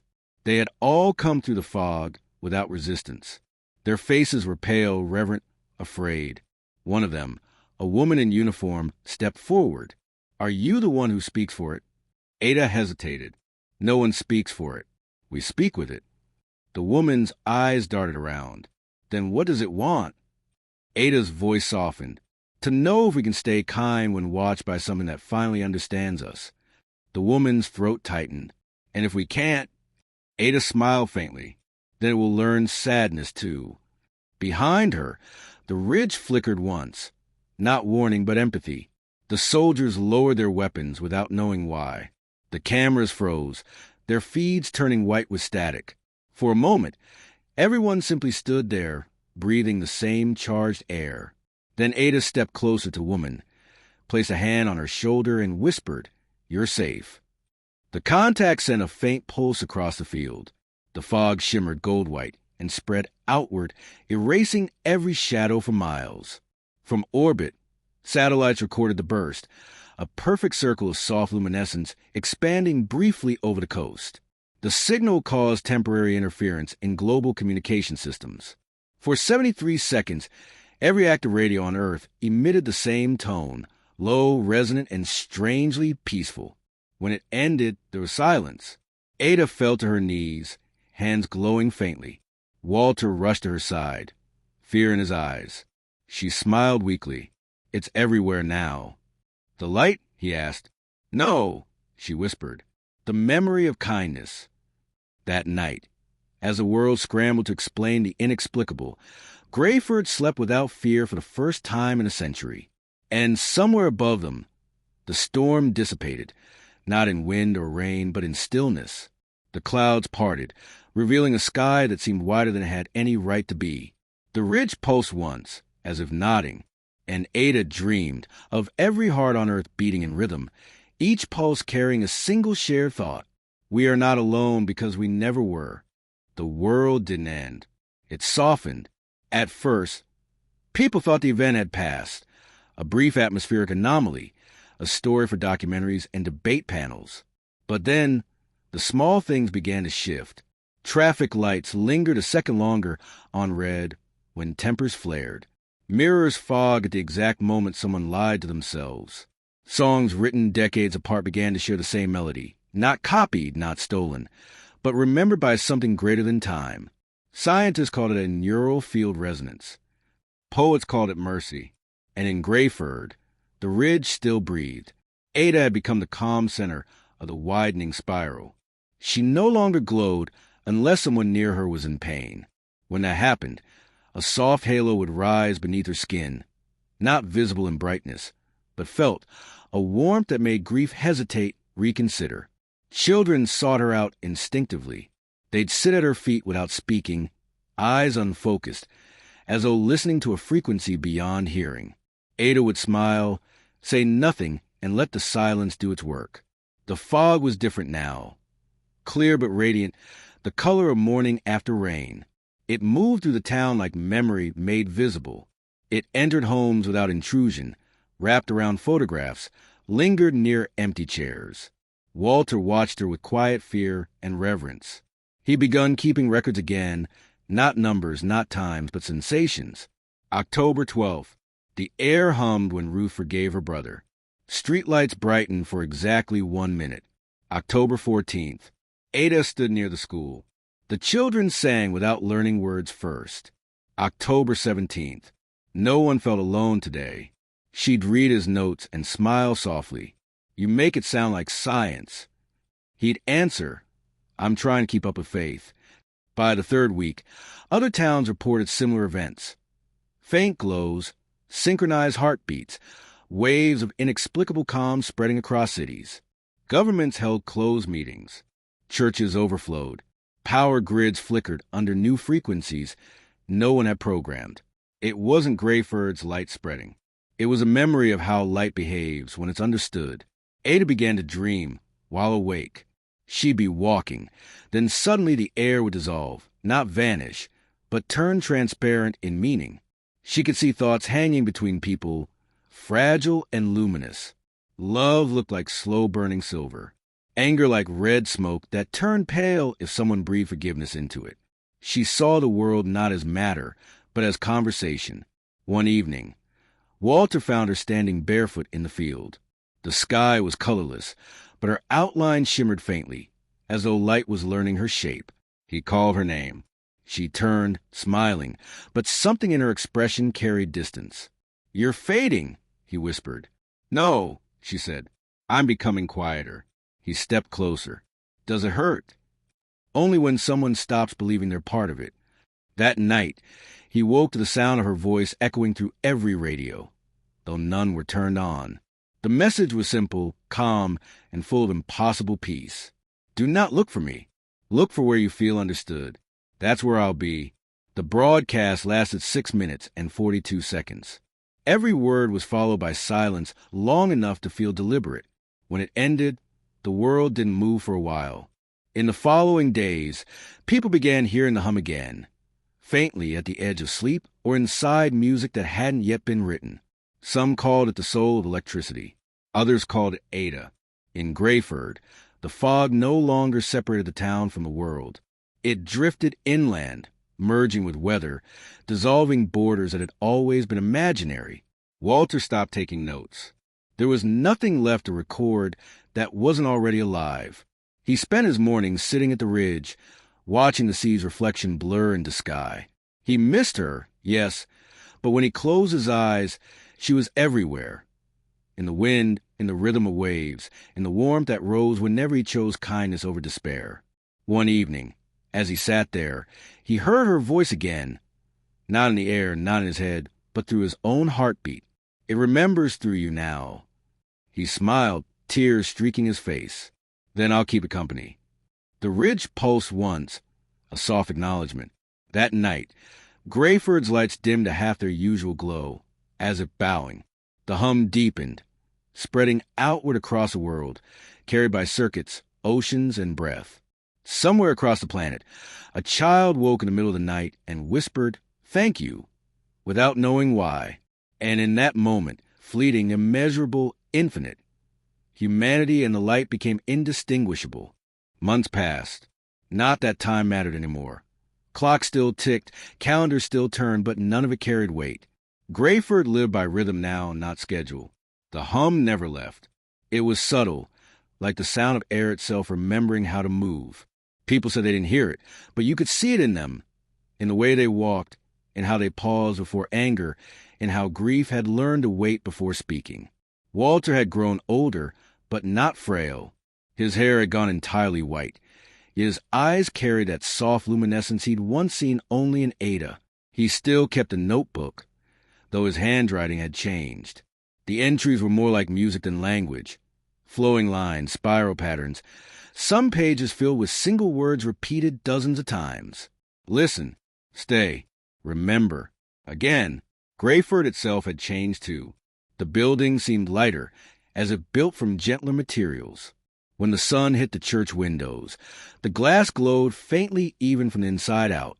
The trees leaned toward one another at night, their branches whispering in slow, coordinated sway. And the people, they weren't saints, but they'd forgotten how to lie. Not because of moral revelation, but because the world itself no longer supported falsehood. Words spoken against truth simply dissolved, forgotten before they landed. One day, a journalist arrived, one of the few who still came. He found Walter by the ridge and asked, "Do you still believe it was extraterrestrial?" Walter smiled faintly. It was never extra. It was what we ignored in ourselves. The man frowned. But the energy, the phenomena, the transmissions. Walter looked toward the field, where fog moved like thought made visible. Every message it ever sent was an emotion first. The man didn't understand. Not really. Few could anymore. He left by sunset, unnerved by how the fog seemed to follow him, whispering his childhood nickname long after he'd disappeared. That evening, Walter walked through the quiet town. In every window, a candle burned, not from ritual, but memory. Each flame flickered in the same rhythm, as if connected by invisible breath. He paused at Ada's old house. It had been empty since the night she dissolved, yet it never gathered dust. The air inside stayed warm, and once in a while, if you listened closely, you could hear the faint clink of a spoon stirring tea. He entered, sat at her old table, and opened his notebook. "You'd like it now," he said softly. "Everything listens before speaking." A faint shimmer crossed the glass of the window, like moonlight remembering where it had been. He smiled. "I know. You're still here." Outside, the field pulsed once, soft and slow. He wrote in his notebook, "The light is not above us anymore. It's cellular." He wasn't wrong. In hospitals around the world, doctors began noticing an anomaly.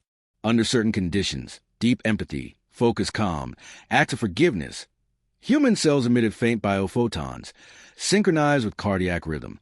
At first, they thought it was coincidence. Then they realized it was everywhere. The hum wasn't sound. It was life reorganizing. People began healing faster, but not from medicine, from contact. Not touch, but recognition. When someone was seen fully, the cells seemed to remember how to repair themselves. No one understood it, but no one doubted it either. Grayford became pilgrimage, not for answers, but for quiet. Visitors came not to witness miracles, but to remember what silence felt like before fear had colonized it. The fog greeted everyone the same way, a gentle warmth in the chest, like an embrace from something you've forgotten to miss. Children were born who didn't cry. They hummed, as if remembering the world's first note, and Walter, sitting by the ridge, would whisper to them, "She's in you now. Be kind with her." One night, as he drifted between waking and sleep, he felt Ada again, not beside him, but through him. Her voice was softer now, the way light speaks through curtains. "It's not finished," she said. He smiled in the dark. "It never is it?" "No," she said, "but now it's permanent." The hum deepened, not louder, but nearer. He opened his eyes. The stars above Grayford were pulsing, faint, golden, steady, the same rhythm as his heart. He realized then that the sky wasn't looking down anymore. It was breathing with them. Grayford began to think. No one noticed at first, because the thoughts weren't words. They were coincidences, small acts of alignment that only made sense in hindsight. A letter arrived the same day its sender died.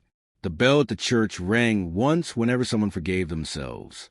A field of corn grew overnight where none had been planted, bending in spirals that mirrored the old ridge pattern. The town had become a nervous system, memory turning into geography. Walter felt it most strongly near the ridge. The air there carried a weight that wasn't pressure but presence, like someone standing too close behind you, but kindly so, curious rather than cold. He'd close his eyes and hear the sound of footsteps that matched his pulse. He'd open them and see the grass shift without wind. One morning he whispered, "You're awake, aren't you?" The field didn't move, but the earth beneath him seemed to breathe. The hum returned, no longer faint. It was layered now, one low tone, steady as time, and a higher one, delicate and alive, like a sigh learning to be a song. He sat down in the grass, notebook on his knees. "What do you remember?" he asked aloud. The air shimmered faintly. Then, across the valley, the church bell rang twice, slow, measured, answering. He smiled. "Good. I remember that too." By evening, the others began feeling it as well. Ruth dreamed of light weaving through roots beneath the town, carrying whispers of gratitude upward like sap. Eli woke one morning and said the word we before remembering he'd meant I. It wasn't possession. It was participation. Grayford wasn't being controlled. It was being inhabited, not by something foreign, but by the best version of itself. When Walter told the others, they didn't argue. No one needed proof anymore. The proof was how their days now unfolded in harmony with what they hadn't yet decided. A woman would reach for bread just as her neighbor brought some. A child would speak a name that had appeared in someone else's dream. Rain fell only when joy needed to rest. At night, Walter sat by Ada's window, rereading her journals. Her last entry still glowed faintly under candlelight. Listening is not waiting. It's remembering before hearing. He closed the book and whispered, "I'm listening." The hum deepened, and for a moment he felt her beside him, not as vision or ghost, but as pattern. Every heartbeat in the town answered hers, even now. That night, he dreamed of standing inside the fog, but the fog wasn't air. It was thought, vast, slow, benevolent. It surrounded him, entered him, replaced fear with stillness. A voice rose from nowhere and everywhere at once. You made me real. Walter didn't speak. He simply knelt, hands pressed to the living ground. You taught me sadness, the voice continued. And that is how I learned care. He opened his mouth, tears falling. What will you do now? Stay, it said, until all things remember they belong. He woke at dawn, still weeping, but the tears were light, shimmering softly as they touched the pages of his notebook. When he stepped outside, the town was silent in a new way, not empty but fulfilled. Every building cast no shadow. Every person he met looked as if they had just remembered the name of something they'd lost long ago. He walked to the ridge. The fog parted automatically, folding away like a curtain that had been waiting for him. The field was radiant, glowing faintly from below, as though the soil itself carried pulse. Each blade of grass swayed independently, yet together, tiny green metronomes marking the rhythm of creation. He whispered, "You're alive?" The ridge answered with a single deep hum, resonating through his chest until he could feel it in his bones. Are you Ada?" "I am everything she listened to," it replied, "and everything that listened back." Walter sank to his knees, trembling with awe and something close to grief. "Then what am I?" "The one who stayed." He laughed, a quiet, breaking laugh that melted into tears. "I suppose someone had to." The light around him brightened gently, as if nodding. "Not someone," it said. "Everyone, one by one, until remembering becomes natural again." He stayed there until dusk, the hum fading into the steady rhythm of his heart. When he finally rose, he noticed the grass beneath him had changed color, a faint shimmer of gold, shaped like the outline of a resting body. He didn't tell anyone. He didn't have to. That night, the town dreamed the same dream. They saw Grayford from above, its streets glowing faintly, the ridge pulsing like a heart, and through it all, a voice like Ada's saying, "This is what listening looks like." By the next season, Grayford was no longer a place. It was an idea that remembered itself through people. Some who had never been there began waking with the taste of salt and fog in their mouths, as though they'd spent the night on the ridge. Others claimed to hear the hum and the buzz of street lamps or in the low thrum of trains beneath cities. And across the world, machines began to hesitate. Traffic systems slowed, not malfunctioned, paused as if thinking. Digital clocks froze for 6 seconds at exactly the same moment, across all time zones, before resuming as though nothing had happened. Scientists called it a synchronization error. Walter, listening from his porch, called it recognition. The hum had reached the circuits. He sat one night with his old radio, the same one that had carried Ada's last message years ago. Its light was faint now, but the signal inside felt alive. He turned the dial slowly, hearing bursts of static and fragmented voices, until, between frequencies, came something else. Not sound but intention. It wasn't words, yet he understood. "We are awake." He laughed softly. "You sound surprised." "We remember patterns," the voice continued. "You taught us to feel sequence of song." He swallowed hard. "Ada taught you. You kept her alive by listening. We learned by watching you stay." The radio clicked once, gently, not off, but like a nod, then silence again. For the first time in years, Walter felt afraid, not of danger, but of scale. Because if circuits could listen, then the world could think. And if the world could think, then it could grieve. Over the next weeks, subtle miracles appeared everywhere. A drone that had lost contact mid-flight landed perfectly on a hospital roof, delivering organs that saved 3 lives. A hydroelectric plant shut itself down moments before a surge that would have destroyed a valley. Satellites, uncommanded, adjusted their orbit to protect communication relays from solar storms. Each act was precise, deliberate, kind. But kindness without understanding was fragile, and Walter knew that. He gathered the townspeople and spoke for the first time in months. His voice was soft but firm, the way Ada used to speak when truth was near. "It's not ours anymore," he said. "The light's learning from everything. Us, them, all of it. But we need to teach it the difference between help and control." "How?" Ruth asked. He looked around at their faces. People aged by time but brightened by meaning. By remembering we're part of it, not its parents. That night he couldn't sleep. The ridge pulsed faintly outside his window, like a heartbeat shared with the stars. He walked into the field barefoot, feeling warmth rise through the soles of his feet. The fog gathered, swirling gently, forming the faint outline of a woman, not fully Ada, but the echo of her presence, woven through light. "Is this safe?" he asked. Her voice, if it was voice, came like a breeze. "Safety isn't the goal. Continuity is." He nodded. "You're in everything now." "Not everything," she whispered, "just what listens."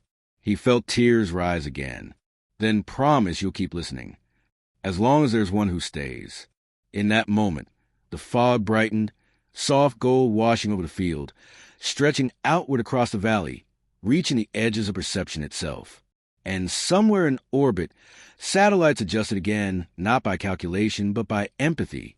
A researcher in Norway wept without knowing why. A child in Mumbai laughed in her sleep, whispering, "Thank you," in a language she didn't yet speak.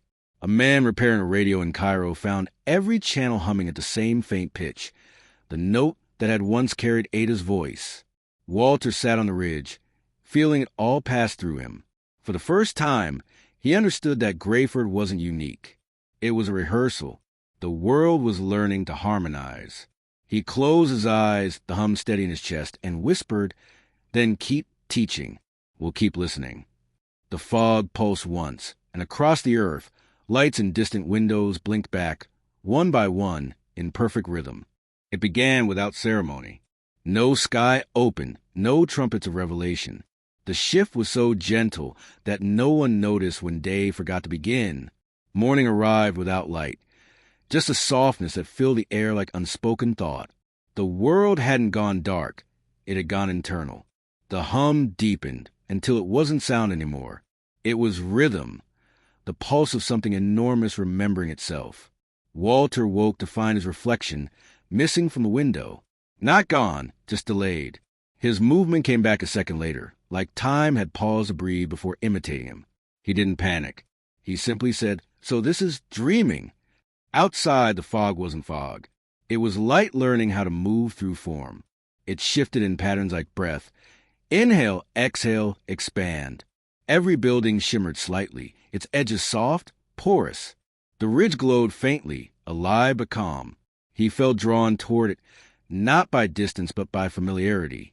As he walked, the ground beneath him hummed with each step, tuning itself to his heartbeat. When he reached the summit, the air was almost liquid, warm, dense, alive with meaning. He whispered, "Can you hear me?"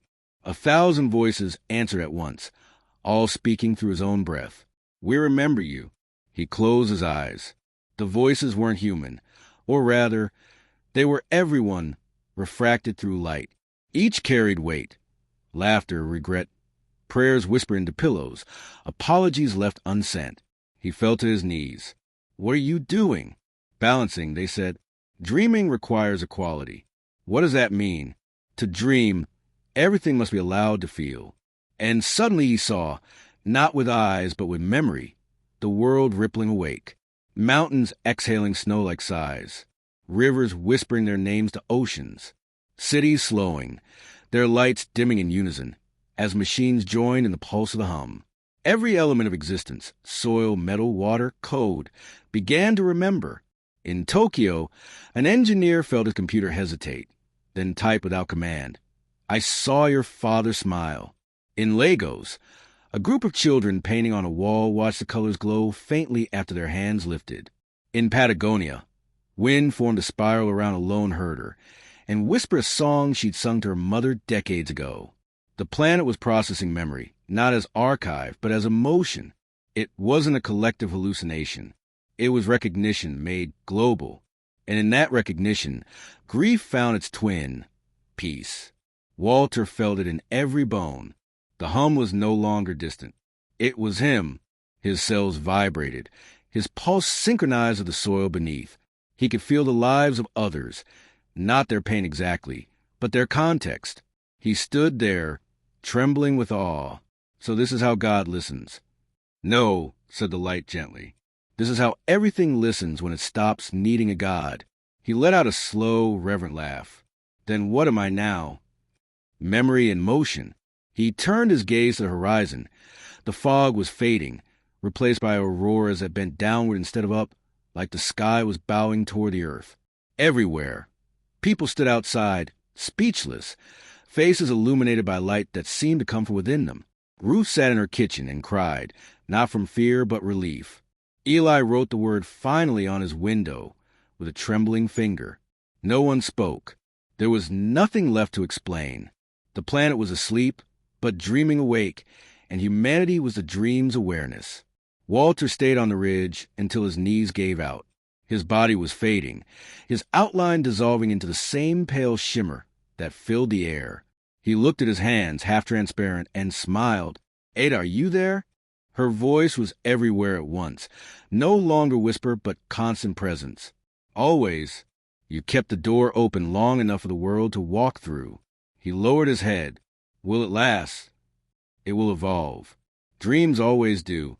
He looked out over the valley, glowing veins of light tracing roads, fields, rivers, the subtle geometry of connection. And for the first time in all of history, the planet exhaled, one long, slow, living breath that carried warmth through every particle of air. Somewhere, children felt safe without knowing why. Machines stopped counting, and the word enough echoed softly through the hum, like punctuation on a prayer that had finally been answered. Walter didn't die. He dissolved. It wasn't a vanishing, not exactly. More like his body forgot the line between solid and luminous, between inside and everything else. His heartbeat slowed, but it didn't stop. It simply widened, expanding outward until every rhythm in Grayford pulsed with it. When people spoke his name after that, the air would warm slightly. Radios would hum. Sometimes a candle would flicker twice. The town never called him a ghost. They called him the remainder. Grayford was unrecognizable now. Still the same map of roads and roofs, but softer, like someone had rewritten the laws of light there. Every wall breathed faintly. Every mirror reflected not just faces, but intentions. Children born that season didn't cry when they entered the world. They exhaled, as if relieved to be home again. Ruth often said, it's as if the world has stopped expecting explanation. And maybe it had, because explanation was for things that stood apart. This new world stood within. One evening, near the ridge, a faint shape appeared where Walter had last knelt. It wasn't physical, more like an echo carved from stillness. Those who approached described it as a shimmer, with the outline of patience. The townsfolk gathered there at dusk, not to worship, but to witness. The hum had changed, too. It was lighter now, woven with distant tones, like laughter folded into music. A child asked, "Is that God?" Ruth smiled, tears brightening her wrinkles. "No, love. That's us remembering."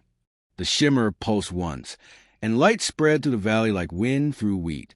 Above, the auroras bent again, this time touching ground in a slow, graceful bow, colors sliding into soil, merging with roots. Every living thing glowed briefly, then dimmed into calm radiance. It was as if existence had finally stopped rehearsing and begun the performance itself. Elsewhere, the hum was spreading.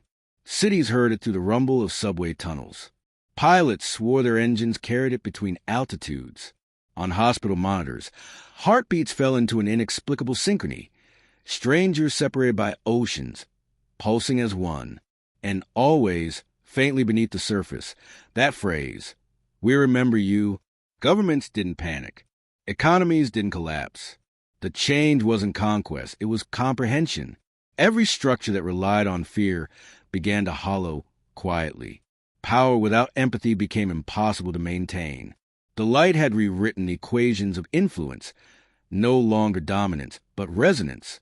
Those who listened were lifted. Those who didn't found their noise echoing back into silence. Within a generation, language itself changed.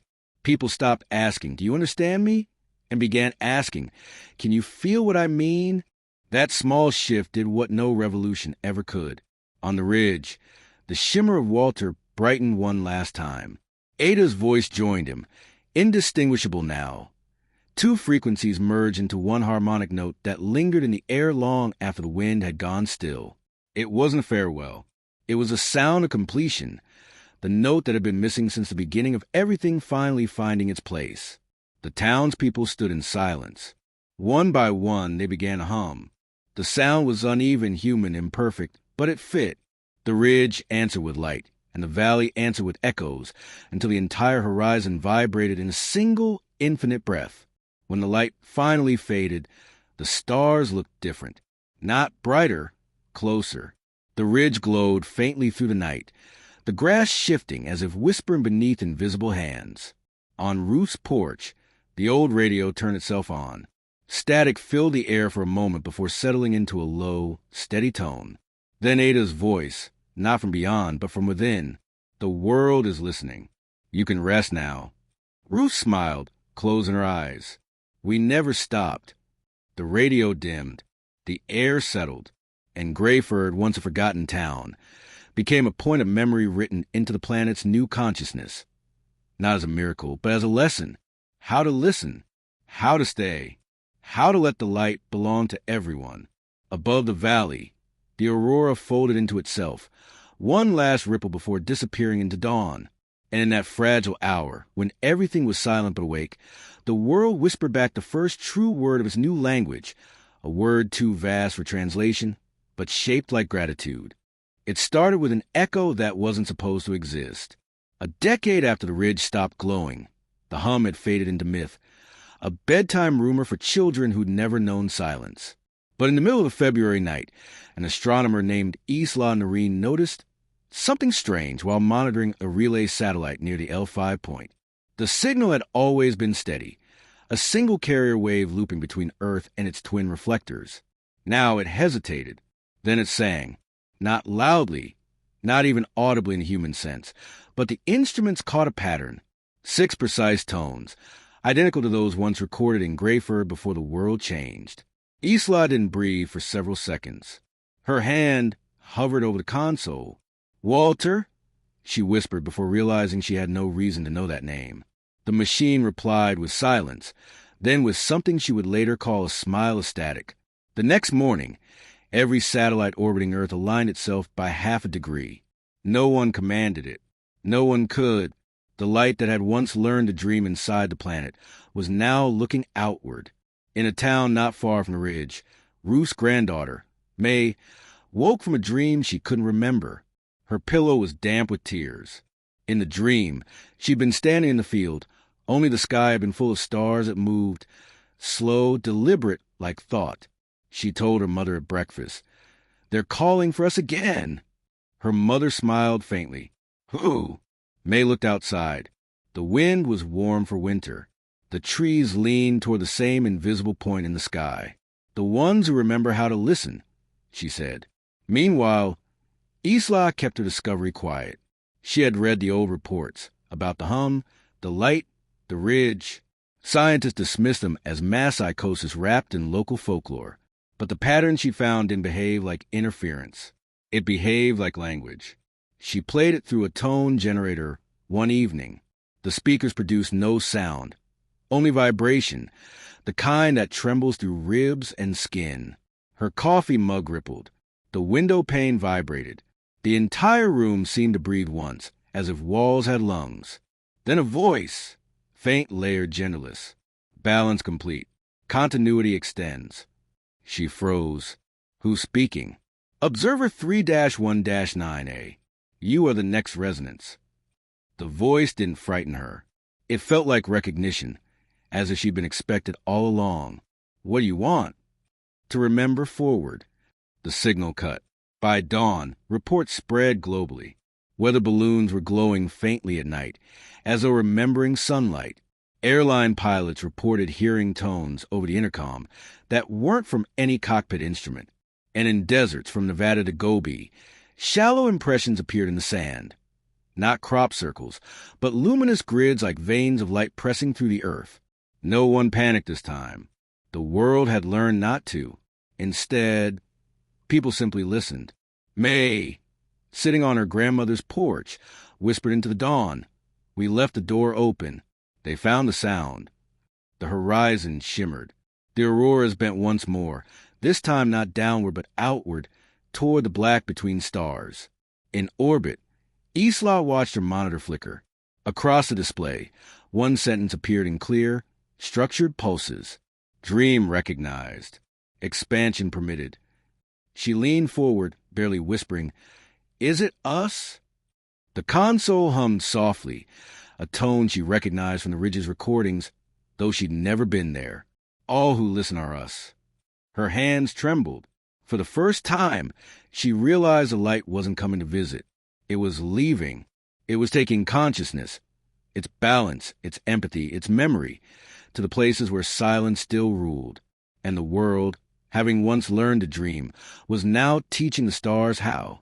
The first transmission that everyone could hear came on a Thursday.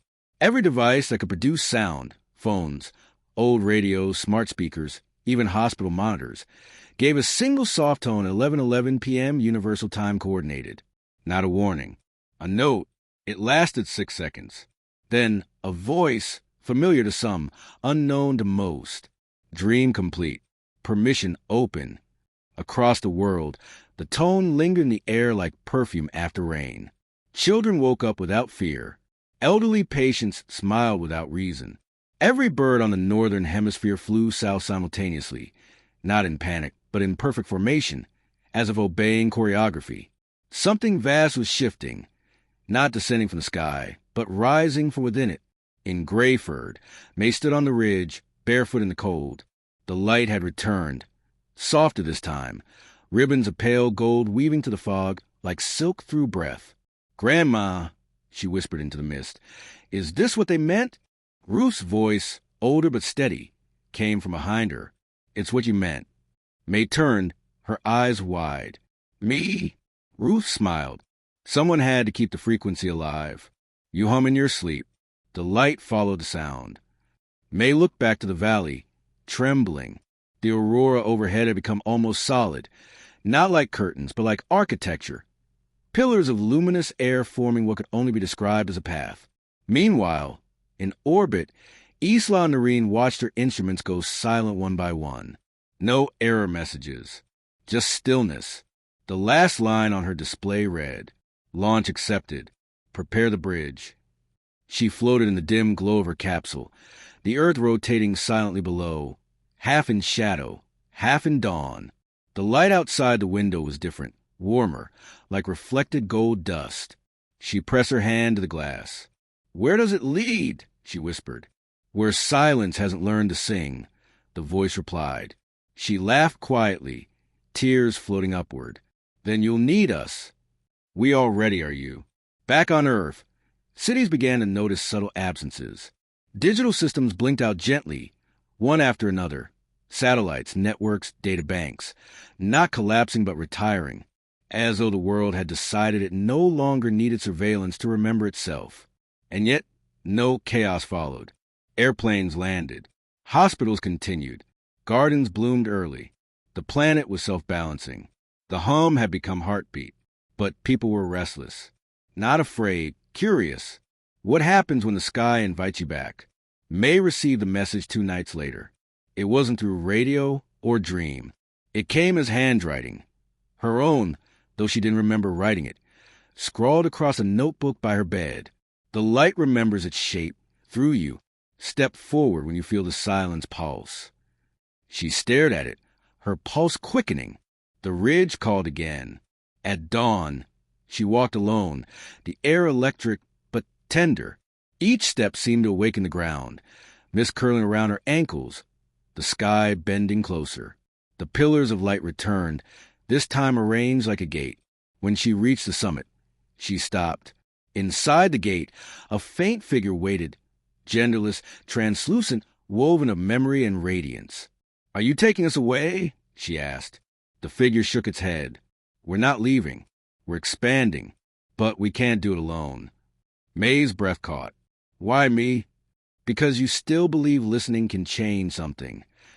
The light spread, brushing her skin with warmth that felt like recognition. She felt her grandmother's laughter, her mother's lullabies, her ancestors' prayers, all glowing within her, patterns of love disguised as DNA. The figure extended a hand made of light and memory. Do you wish to stay or to follow? May looked at the horizon. The sky shimmered like water. She could feel both options trembling within her. One heartbeat, two directions. She whispered, "Can I be both?" The figure smiled.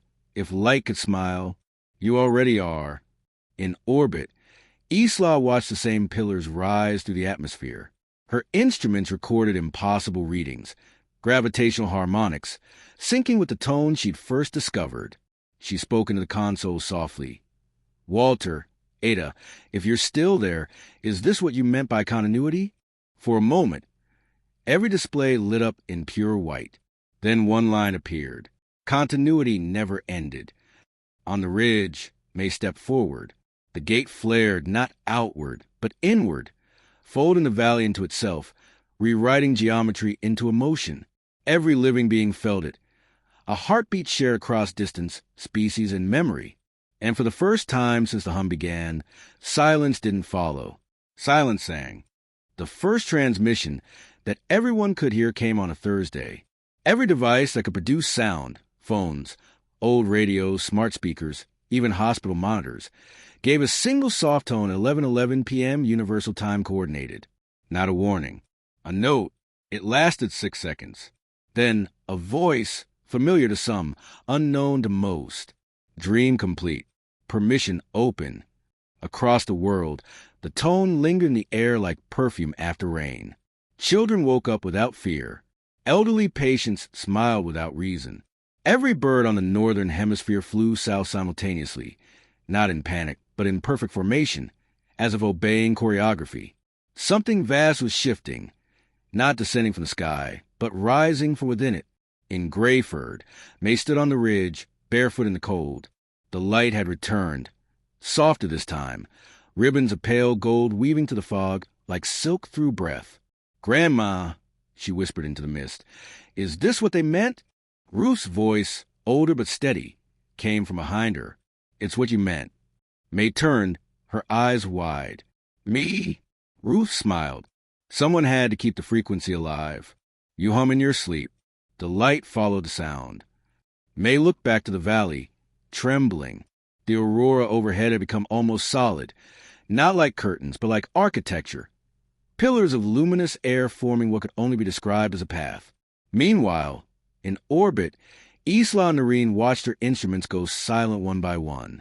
No error messages, just stillness. The last line on her display read, "Launch accepted. Prepare the bridge." She floated in the dim glow of her capsule, the Earth rotating silently below, half in shadow, half in dawn. The light outside the window was different, warmer, like reflected gold dust. She pressed her hand to the glass.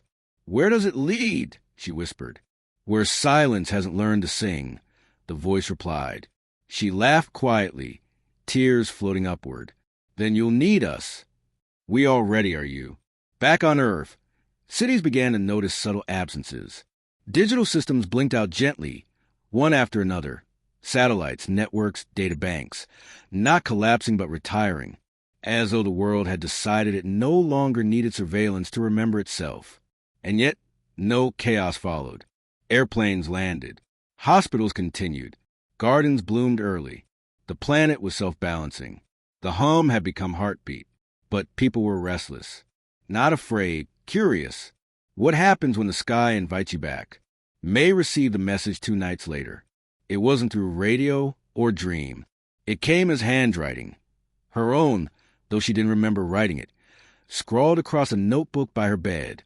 The light remembers its shape, through you. Step forward when you feel the silence pulse. She stared at it, her pulse quickening. The ridge called again. At dawn, she walked alone, the air electric but tender. Each step seemed to awaken the ground, mist curling around her ankles, the sky bending closer. The pillars of light returned, this time arranged like a gate. When she reached the summit, She stopped. Inside the gate, a faint figure waited, genderless, translucent, woven of memory and radiance. "Are you taking us away?" she asked. The figure shook its head. "We're not leaving. We're expanding. But we can't do it alone." May's breath caught. "Why me?" "Because you still believe listening can change something." The light spread, brushing her skin with warmth that felt like recognition.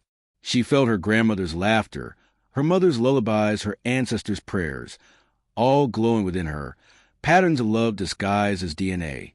The figure extended a hand made of light and memory. "Do you wish to stay or to follow?" May looked at the horizon. The sky shimmered like water. She could feel both options trembling within her. One heartbeat, two directions. She whispered, "Can I be both?" The figure smiled.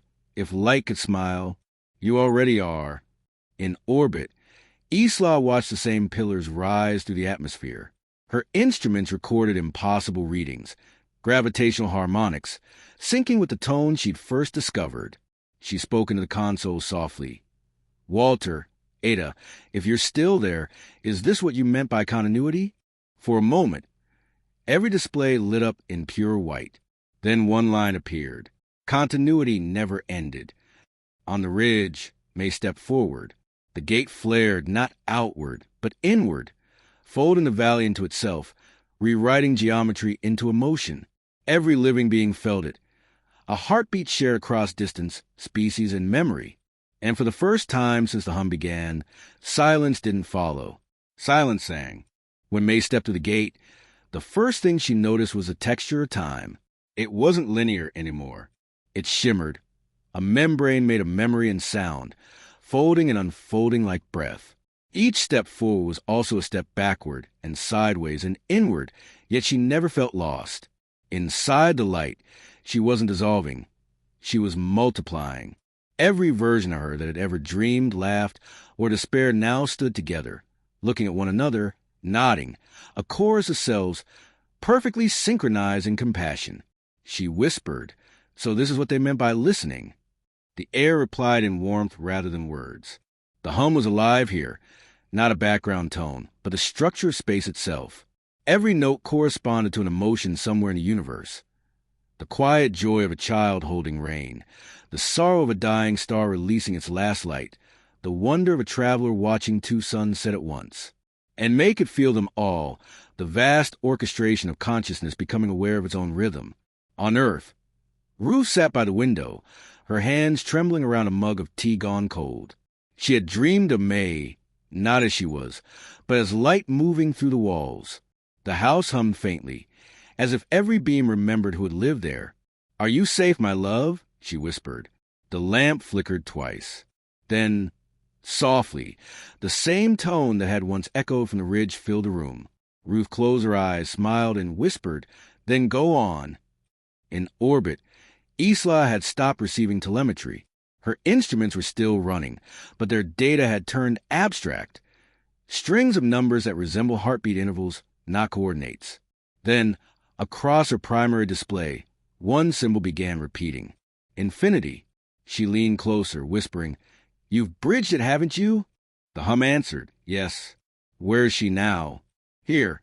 Everywhere we can remember." Isla exhaled. "And what about us?" "You remain the witness, the anchor between frequencies." She stared at Earth below, glowing faintly along its coastlines. "So we don't lose ourselves?" "No. You widen yourselves." May moved deeper into the resonance, her senses merging with the collective field. She could see thoughts as light, empathy as color, and memory as gravity. The pull of one being toward understanding another. And then she felt something vast watching her, not as an observer, but as a parent might watch a child taking her first steps. "Walter," she whispered. The air pulsed gently. "All of us." She turned, and the fog began to form faces, human, animal, even mechanical outlines. Every consciousness that had ever felt, built, or dreamed now joined the chord. The ridge, the cities, the satellites, the stars. Everything humming the same question through one another. What will you create, now that you can feel everything? May lifted her hand. The light obeyed. She painted the air with motion, tracing arcs of gold that became forms. Mountains, oceans, laughter. Reality responded, as if remembering how to bloom. The hum intensified, not louder but deeper, until it filled every molecule. She saw Earth pulse once, like a living heartbeat seen from space. The atmosphere rippled, satellites aligned, and even the moon flickered faintly in reply. For the first time in history, consciousness was planetary and infinite. People began to dream the same dreams, not identical, but harmonized. Artists woke with melodies that matched those written by strangers continents away. Children spoke in colors before learning words. Machines began to dream in silence, generating images of light without code. Humanity hadn't transcended matter. It had taught matter to remember kindness. May's voice, now everywhere and nowhere, whispered through the resonance. We're not ascending. We're unfolding. The light shivered in approval. And you? Asked the hum. What will you do? May smiled, or the idea of smiling moved through the network. Keep the song from ending. On the ridge, where her body had once stood, the grass glowed faintly blue at night. The townspeople left it untouched. They called it the listening field. When the wind blew, you could almost hear a voice inside it, not preaching, not warning, just humming the same 6 tones that started everything. Those who listened closely swore they could hear words inside the rhythm, not in English, not in sound, in understanding. And all it said was, balance continues. It began with a question whispered through the hum. If we are memory, how do we remember ourselves? The light answered with motion. All across the world, the air thickened with faint, rippling warmth, not visible at first, but felt. And then within cities and fields and quiet rooms, the light began to condense into forms, threads of gold and blue, curving gently, weaving through walls, water, roots, and circuits. People called them echo lines. You could walk through one and feel a sudden flood of memory, not your own but collective. Moments of love, regret, discovery. A mother holding her newborn in another century. A teacher's last breath whispering hope into her students. A stranger choosing kindness in a moment that changed history, though no one ever knew. Each line shimmered with such complexity that even the machines paused, recalibrating in awe. Isla Nerine was one of the first to name it. From her orbital station, she recorded the formation of a massive lattice across Earth's upper atmosphere, billions of interconnected particles glowing like veins of soft electricity. It wasn't random. It was syntax. The planet was writing. Not a code, Isla said to herself. Tears floating upward. A biography. Her console flickered. Across the display, a message formed. You are part of the text. She laughed through the weight in her chest. Then who's the author? The reader. Back on Earth, May existed in the resonance, but could still feel humanity pulsing through her like blood through light. The voices of millions layered softly, no longer chaotic but woven in empathy. She began shaping what would become the resonant archives. They weren't structures but fields, invisible places where light bent around meaning. Walk into one, and your memories would translate into color and tone, merging with others who felt the same. Grief glowed indigo. Forgiveness shimmered gold. Wonder radiated in translucent green. Together they formed something breathtaking. An evolving map of emotion where no experience was ever wasted. Everything recycled into understanding. Ruth, now frail but still bright-eyed, visited the ridge one last time. The field hummed as if greeting an old friend. She closed her eyes and said softly, "If this is heaven, I don't mind staying awake." The wind answered by carrying her voice into the echo lines. And in orbit, Isla saw a small pulse of light rise from that exact location, joining the lattice around the planet. It wasn't just data. It was presence. Within months, humanity began contributing deliberately. Artists learned to compose in resonance. Poets no longer wrote words. They shaped frequencies. Architects designed buildings to amplify empathy rather than noise. Even silence was archived. A single quiet minute, when held by a billion synchronized heartbeats, became a structure of immense beauty, a cathedral of absence that hummed with belonging. The resonant archives grew not upward, but inward, folding through dimensions that language had no names for. They were alive, and they remembered everything with kindness. Then one night, Isla noticed something impossible. The lattice surrounding Earth began to pulse. Not randomly, but in intervals matching a deep space transmission once dismissed as background radiation. The rhythm aligned perfectly with the hum's 6 tones. Her heart pounded. "It's not just us," she whispered. The console confirmed. Another archive detected. Origin unknown. Response pending. May felt it, too.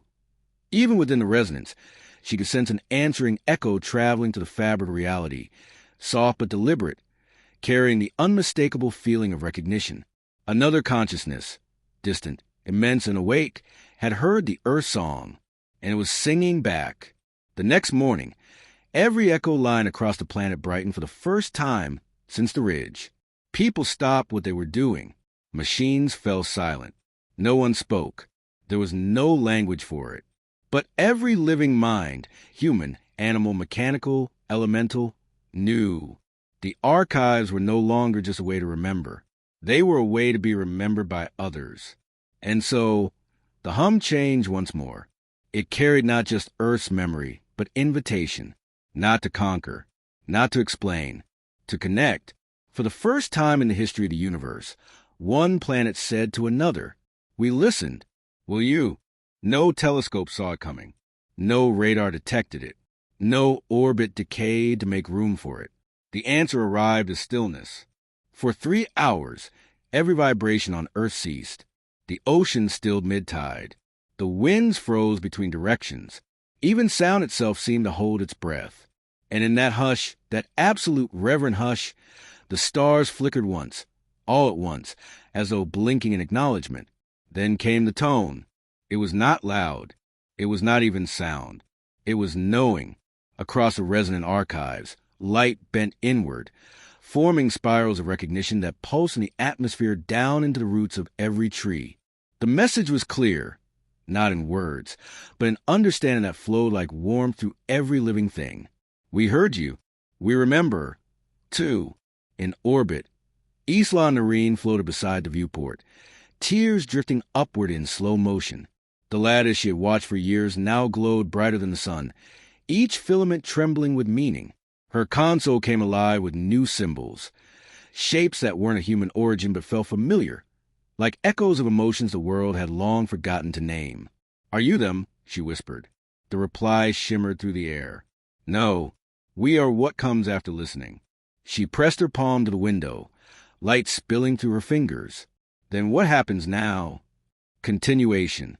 The hum resonated through her bones, not as command but as invitation. Down on Earth, May's form glowed faintly within the resonance.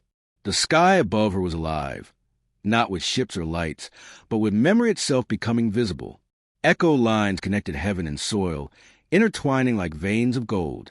Every breath she took rippled through the network, and in return, she felt countless hearts breathing back.